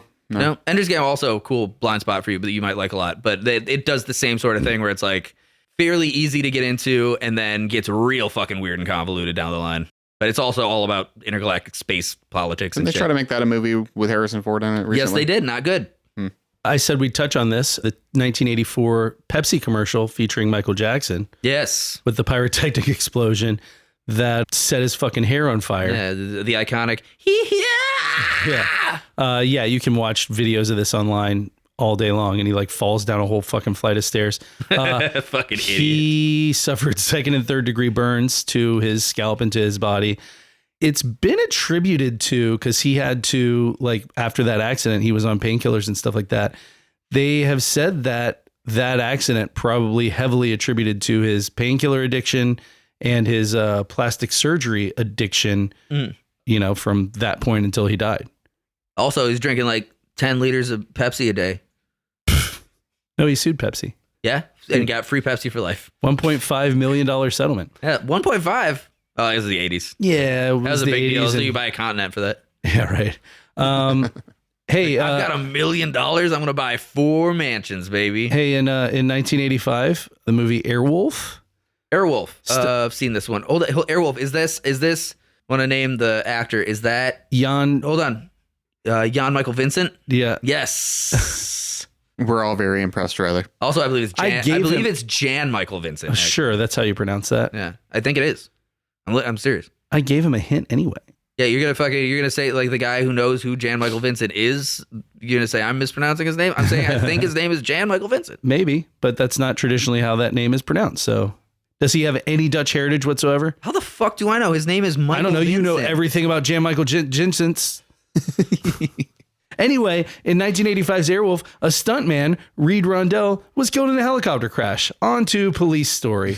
Jackie Helicopter Chan. crash. We've finally gotten to Jackie Chan Let me guess. Jackie Chan hurt himself in a helicopter. jumping from one helicopter to another. No, he's got the in Police Story, he's got that big old pole that he slides down. Yeah, remember? Bobcat Is it Goldthwait. What? Okay, Goldthwait. That's Police Academy. So you're saying Steve Guttenberg and Jackie Chan never worked together? Citizens on Patrol. No, but almost. Anyway, go ahead. Police story. He's got a thing. Yeah, he does fucking electrical slide. The electric he goes slide, down the fucking like 5-story pole that he slides down. The end of so Jackie Chan always does those big stunt montages at the end of his movies where you can see where he got hurt and shit himself, like that. yeah. The end of Police Story is the wildest shit you ever saw because the entire fucking end sequence of that movie is literally characters ramming themselves through real glass. That's the whole fucking end cap. Is they're in a mall and they're riding ATVs and motorcycles and shit through fucking glass walls, real glass without protection. Like they show dozens of clips of people getting tossed through real fucking windows. And then the end cap is Jackie Chan's like, I'm going to slide down this big pole covered in lights. And then the electricity from the fucking lights catches the pole and burns the flesh off of his hands and feet. 3rd-degree burns on his hands. Yeah. And so he had to like release the pole and fall through and glass. fall where he dislocated his pelvis, almost broke his 7th and 8th vertebrae, and was nearly paralyzed in that scene. Yep. That's a good scene. That looks great. There's also the scene where he stops the double-decker bus and the actors were supposed to fly through the glass windows on the front and second level and fall in the car like in front. They missed the car and they landed on the road. Yeah, looks great. And they still use that scene in the movie. It is such a good looking scene though. It looks fucking incredible. But yeah, you're it looks like all of those people got hurt fucked up. real bad. Looks cool as shit though.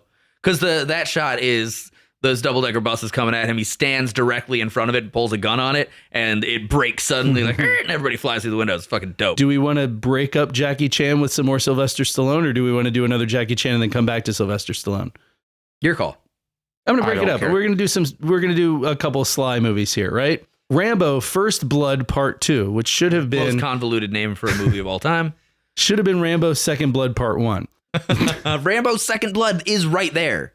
It really is. Or just Second Blood. First Blood Part 2. More blood. Additional blood. Blood again. Bloodier. First Blood Part 2, Rambo's Return.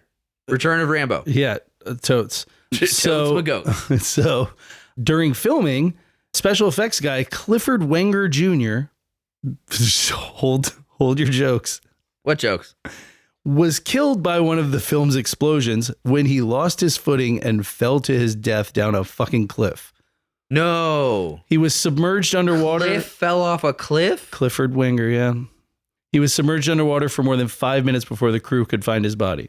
Damn, Cliff. Explosion went off, caused him to lose his footing. He probably got knocked the fuck out falling off the side of this fucking mountain into the water, and then was just underwater for 5 minutes. What killed him? The water. The cliff. That's poetic. Yeah, his name's Cliff. Fell off a cliff. Yeah, no, I get it. What are you not getting? His name is Cliff, and he fell off of a cliff. In Rocky IV, 1985, during the match between Ivan Drago. Yeah, Rocky and Ivan Drogo. Drogo? No, that's Drago. That's Game of Thrones.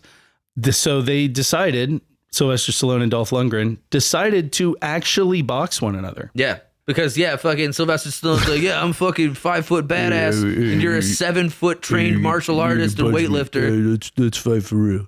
Okay, we're going to do it. I can take it. It's fine. You fucking, let me go up against this. And Dolph Lundgren was just like, duh. You go up against this professionally trained martial artist, boxer, bodybuilder, fucking Russian dude or German dude with fucking a PhD.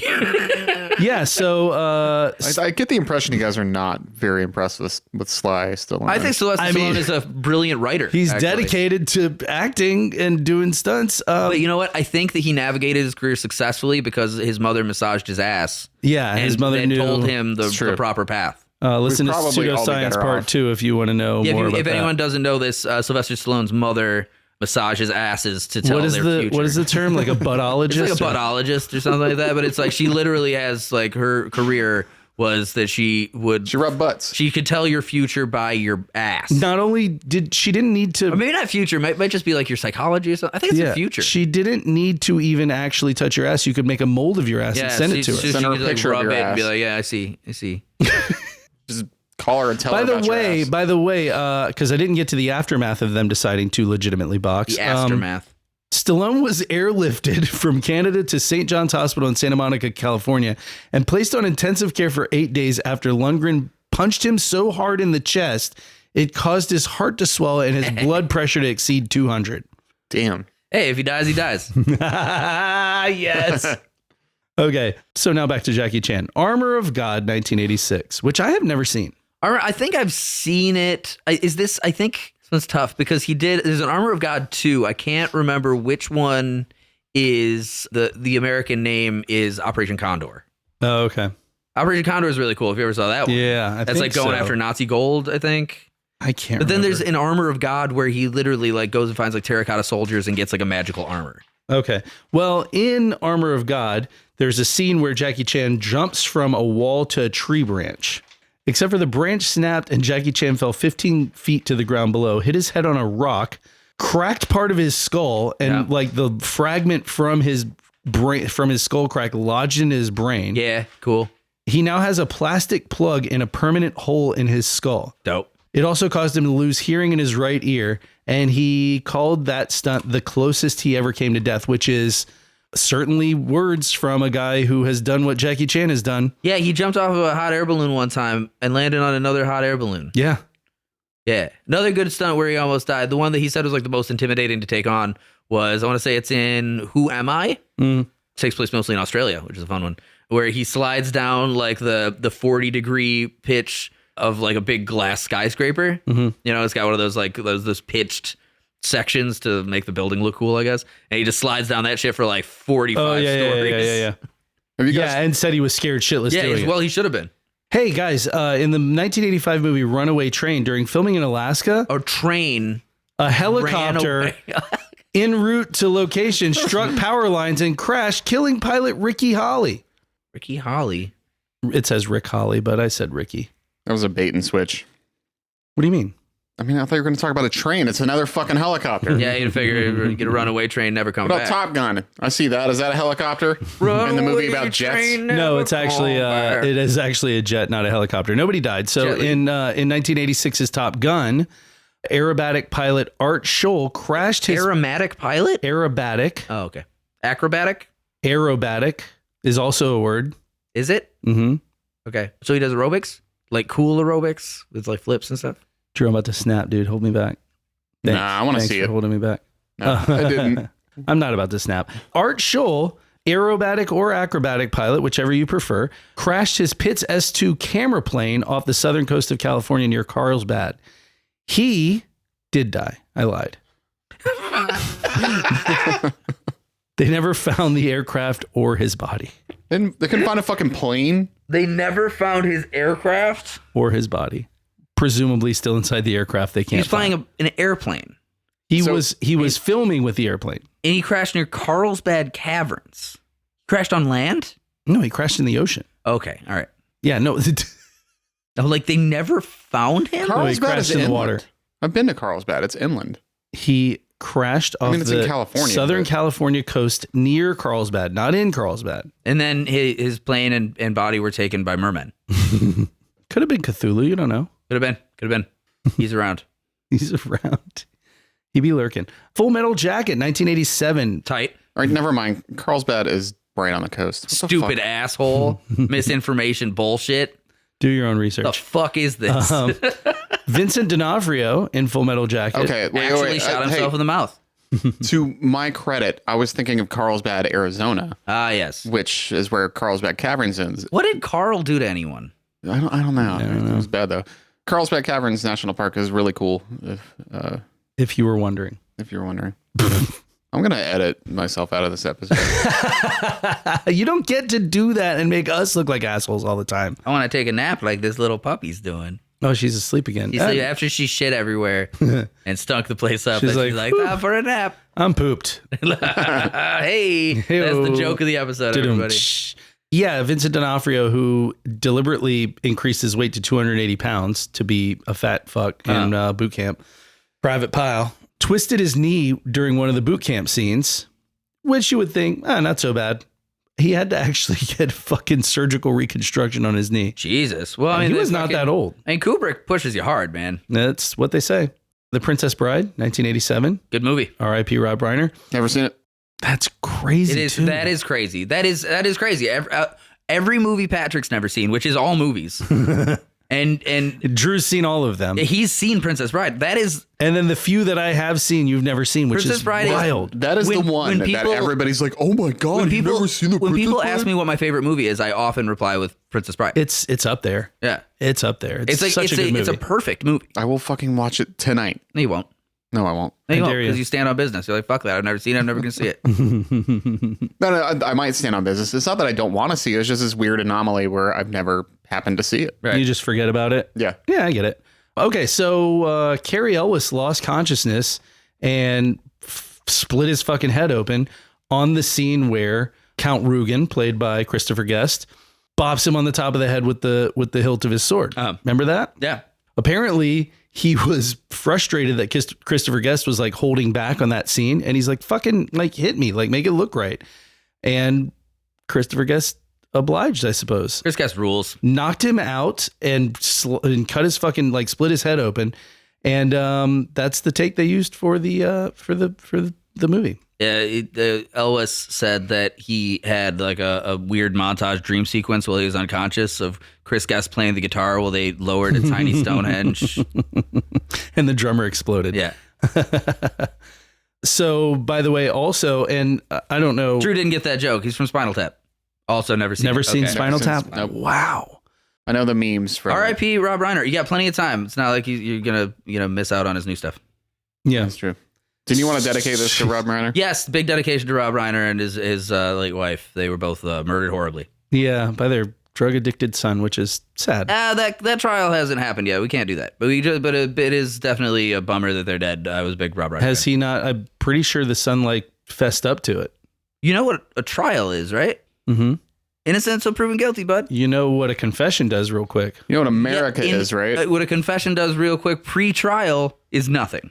It depends on if you've been Mirandized or not. Plenty of people. Plus, you don't know that he's confessed to dick. Yeah, I don't know. You didn't read that shit. Doesn't matter. Also, Matters. It's America. Due process is important. Exactly. The innocent until proven guilty thing is not really a thing. That is a huge thing for me. That's like you gonna stand on For business. you. I stand on business.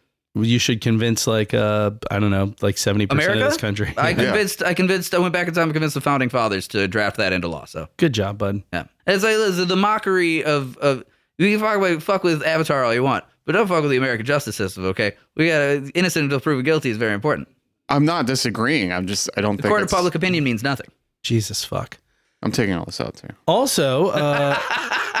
Also, and I don't know, at some point in this podcast, I've told this story about going and seeing a Princess Bride, like at the local theater with a sit down, like conversation with Carrie Elwes afterward, which was super fucking cool. And he actually told this story about how Andre the Giant used to just roll around on set on his fucking 3-wheeler. Which was is like crazy. Only 3 wheels for that guy. Yeah, he was a 3-wheeler guy. He wasn't a 4-wheeler guy. He was a Weird. 3-wheeler guy. So apparently, him and Carrie Elwes were bopping around on ATVs, and something happened where Carrie Elwes' fucking foot hit a rock as he was riding this 3-wheeler, and he like demolished his toe. Damn. And had to, like, Nobody yeah. said, Carrie, look out. If I'd been there, it would have been different. It's Dwayne Johnson. No, I don't think so. The Rock, Dwayne The Rock Johnson. What? Mm-hmm. Well, guys, this has been this has been fun. We're all punchy as shit. I'm tired. 1987's The Untouchables. Oh, God, that's another fucking De Palma movie. Is it really? Yeah, it sucked because that's a good movie. It is De really- Palma. Yeah. That is like in his repertoire. There's like 2 or 3 good movies, and that is definitely the best one, I think. So they did the first take on this scene, right? Where Sean Connery gets shot with a Tommy gun, right? What are you prepared to do? Is that what he says? Yeah. Apparently, Sean Connery caught some dust in his eye and had to be hospitalized as a result. Sounds like a fucking prima donna move. Brian De Palma said he had to beg Sean Connery to do a second take of the scene, which definitely sounds like a prima donna move. Well, yeah, he's Sean Connery. I'm Sean Connery. Yeah, you want to be on this piece of shit with dickhead Brian De Palma? Like, it's fucking Sean Connery. He was in Highlander as the Spaniard. Yeah, the Scottish Spaniard. Well, he was Egyptian. Was he Egyptian? Yeah, he was Egyptian, and by way of Spain with a samurai sword. With a Scottish accent. Yes, but he wasn't Scottish in any respect. That was MacLeod, played by Frenchman. But the Sean hell's his Connery name? is Scottish. Christopher Lambert. Yes, we know. He was an Egyptian Scotsman with a samurai sword with Name no the Scottish Spaniard. heritage, named the Spaniard, and then Christopher Lambert, Frenchman with a French accent, played A Scottish guy. McLeod, the Scotsman. Yeah. Boy, oh boy, that's That's a movie. He That's- comes back in Highlander 2, The Quickening. Hey, in Die Hard 1988, Bruce Willis lost 2/3 of his hearing in his left ear after firing a gun loaded with extra loud blanks from under a table. I remember that scene. Yeah. That's the one with all the broken glass. Lost 2/3 of his hearing. No the feet, whole no movie, shoes. the whole movie is broken glass. He said, "Give me KA, motherfucker!" And Yeah. ho ho ho. In Halloween 4, Welcome to the party, pal. Halloween 4, The Return of Michael Myers. Oh, out of bullets. Jesus Christ. Halloween 4, The Return of Michael Myers. Yeah. Bad. Actually, I want to say, if I remember correctly, that movie's actually not terrible. It introduces a new character that's like Laurie Stroud's niece or some shit. Is that who was played by Ellie Cornell? I don't think so. It was played by There's a rooftop scene. Danielle. Is that her name Jamie after Jamie Lee Curtis or something? Something like that. Yeah. His name's Danielle something. There's a rooftop scene where actress Ellie Cornell accidentally slipped and had a fucking large nail go through her torso. Her torso? Yeah. She lost a bunch of blood, I'll bet. but she was okay. She That's ended usually where your blood is. she It's ended the up torso. That's- continuing the film. the most blood, I think, is in your torso, right? This one's fun. On a 1988 episode of The Price is Right, Bob Barker killed several contestants. he's like, everybody who has a spayed or neutered their pets, line up on this side. And he just started. Spay or neuter you. He just started blasting. He just starts spaying. No, a camera hit game show model Janice Pennington, knocking her unconscious. Her resulting surgery left her with scars and one shoulder shorter than the other. As a result, she could no longer wear swimsuits on the show. Who's like, Hey, listen, I know that this is traumatic, but you got to cover your ugly ass hunchback with a shawl or something. and don't forget to spay or neuter your pets. Yeah. I know what the resolution on television was back then in 1988, and nobody ever could tell that her shoulder was shorter than the other. I don't believe it. Unless it was like a full 3 inches shorter. Just Which wrenched up. if that happened from a fucking camera hitting you, like you had a botched surgery, babe. Unless the camera hit her right on the shoulder and clunk and like shoved her Jesus Christ. fucking whole arm socket down to like her midriff. In which case, wear the swimsuit. I like to see that. Red Heat, 1988. Hold on a second. Is that Schwarzenegger, That is Schwarzenegger. and I don't know who else. Jim Belushi? Jim? Jim Belushi. The bad Belushi? Yeah. Okay. I don't know. Or is that, I think that's Red Heat. Or maybe it's K9. Apparently, the director was also a stuntman in the movie.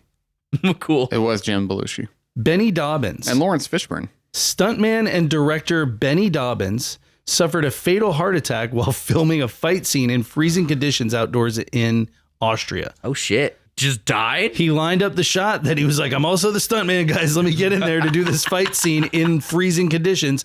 Had a heart attack and died. Damn, that's dedication, man. So apparently the scene was Arnold Schwarzenegger and another actor in a near naked fight in deep snow. Dobbins overexerted himself trying to install fan heaters in the snow to prevent the actors from suffering hypothermia. So maybe he wasn't doing the fight scene. Maybe he was just running around trying to put these fan heaters in. He's just so stressed about trying to make Schwarzenegger's career more than it was at that point. He's like, I don't want him to get hypothermia. And died. And scene. In 1989's The Abyss. I know this one. Classic. Yeah, I feel like this is one a lot of people know. Who directed that? The Abyss? James Cameron when he was a good director. James Cameron of Avatar fame. Yeah. Ed Harris almost drowned during an underwater sequence. Is you-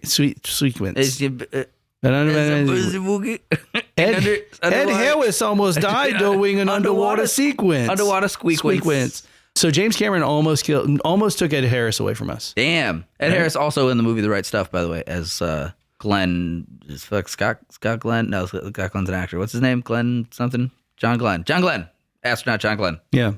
So Ed Harris apparently yelled cut when he ran out of air. And the production crew... James Cameron's like, only I yell.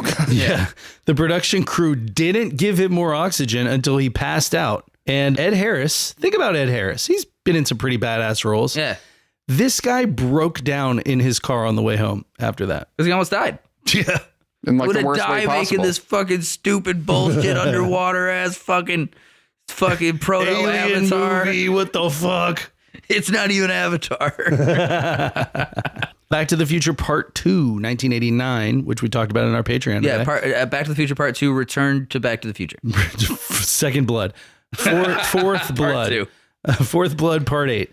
During a hoverboard stunt sequence, stuntwoman Sharon Wheeler Dixon was accidentally bounced off a pillar before falling 30 feet onto concrete.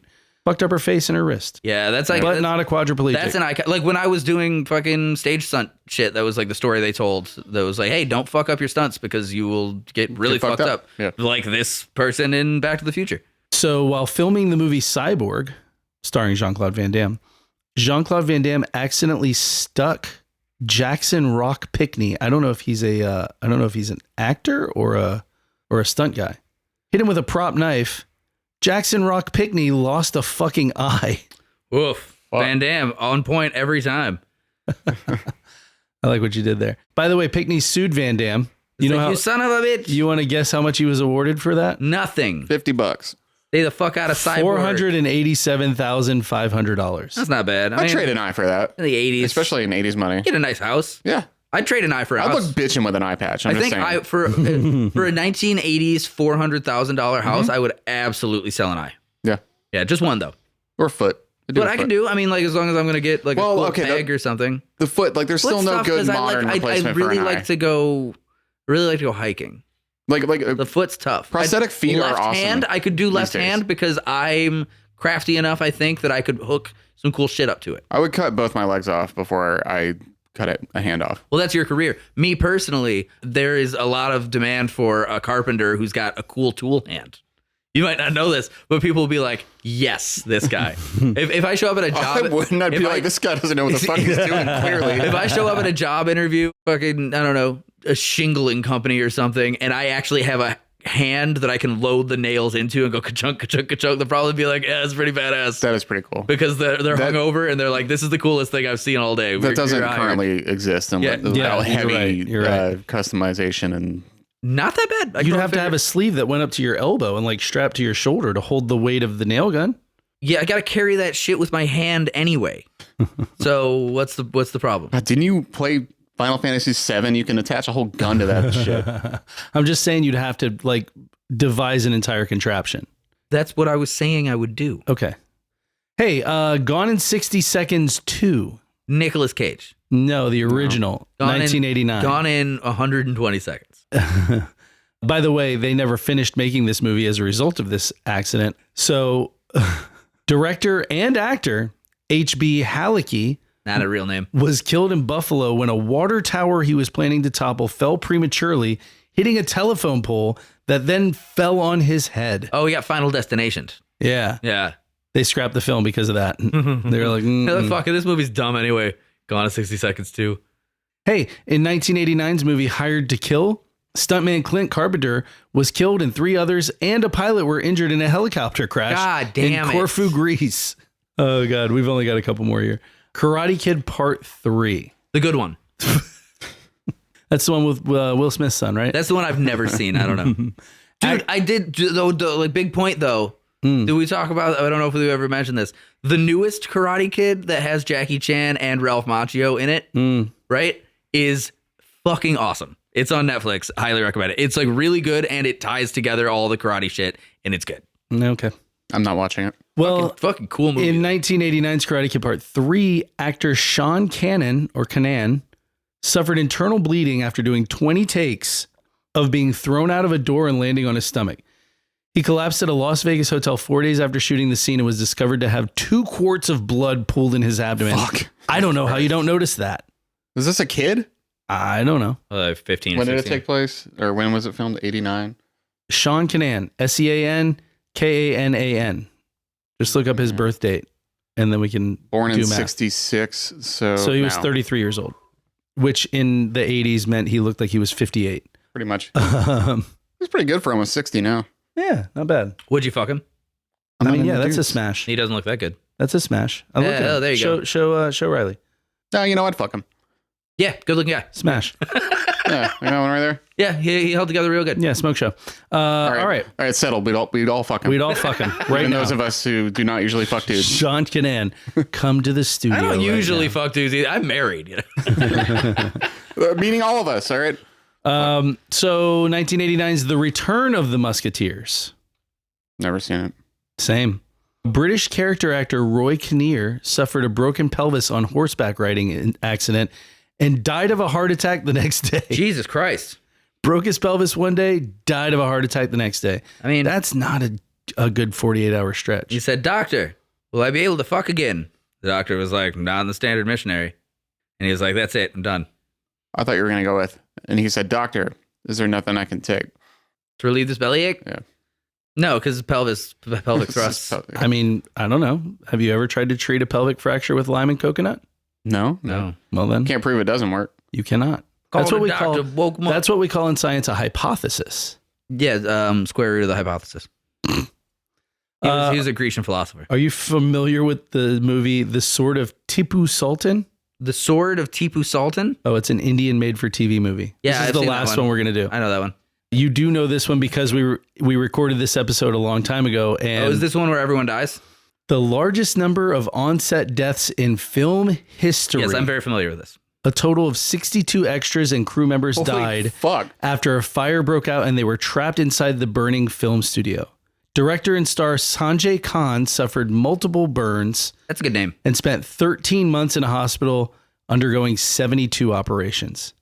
And processing The fact that 62 of his crew and extras died in a fire stuck in the film studio. I'm going to guess he left the film industry after Yeah, well, there's only really two things you can do. You can either like drink yourself to death or like go on a long meditative journey like around the country and like fucking stay at like temples and shit and try and like bring your soul back together because you just killed 70 people. I mean, I'd be interested to know how the fire started Yeah, that would be and Yeah, why so- the exits were not. why they were blocked. I don't know that Why they were blocked. were nailed shut. why you got fucking the Patrioted. Just reminds me of that nightclub thing with who's that band? Great White? Yeah. No, was it great? Wow, I haven't thought about that in forever. But yeah, Great White set fire to that nightclub and all those poor Yeah, people. where that- their pyrotechnics went and Great White crazy. sucks. They really do. Fuck, they're lame. But a lot of people did drugs in the 80s. That happened in like fucking 2002 Yeah. or something. I think I was in college. Yeah. It was like, I So, think it was right after 2006 Dimebag or Darrell from Pantera got shot. Yeah. If I remember correctly, it was like a rash of like rock star deaths.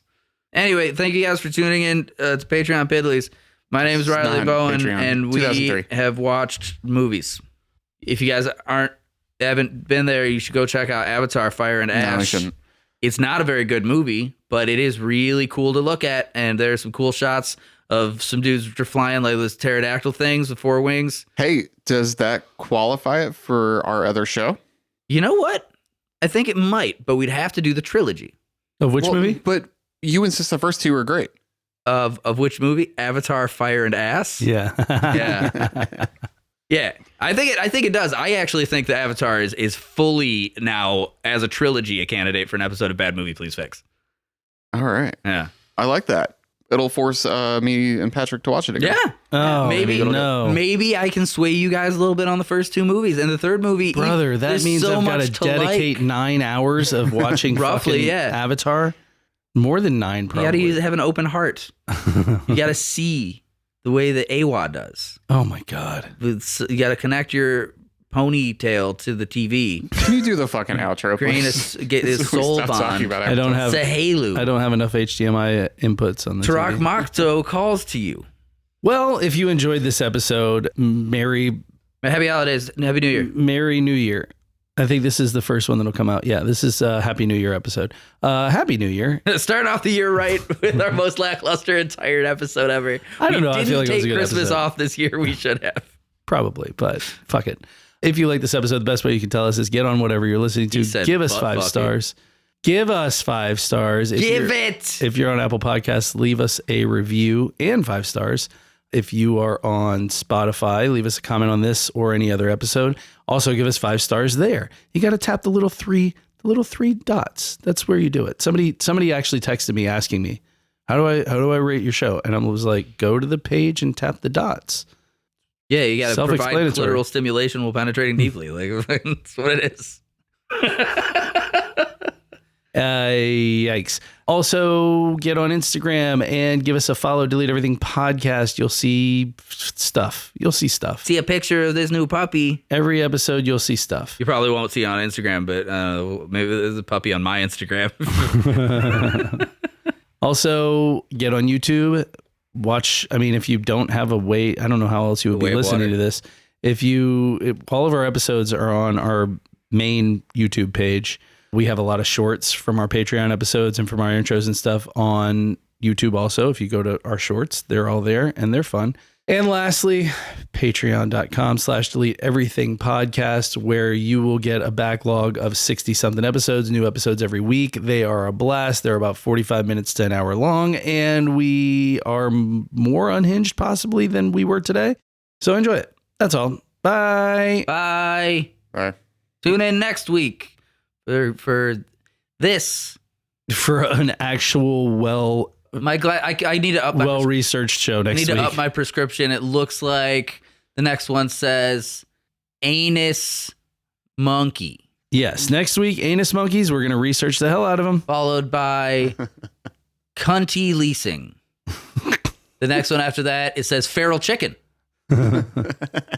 Okay, so thank close. you guys. Bye. Bye.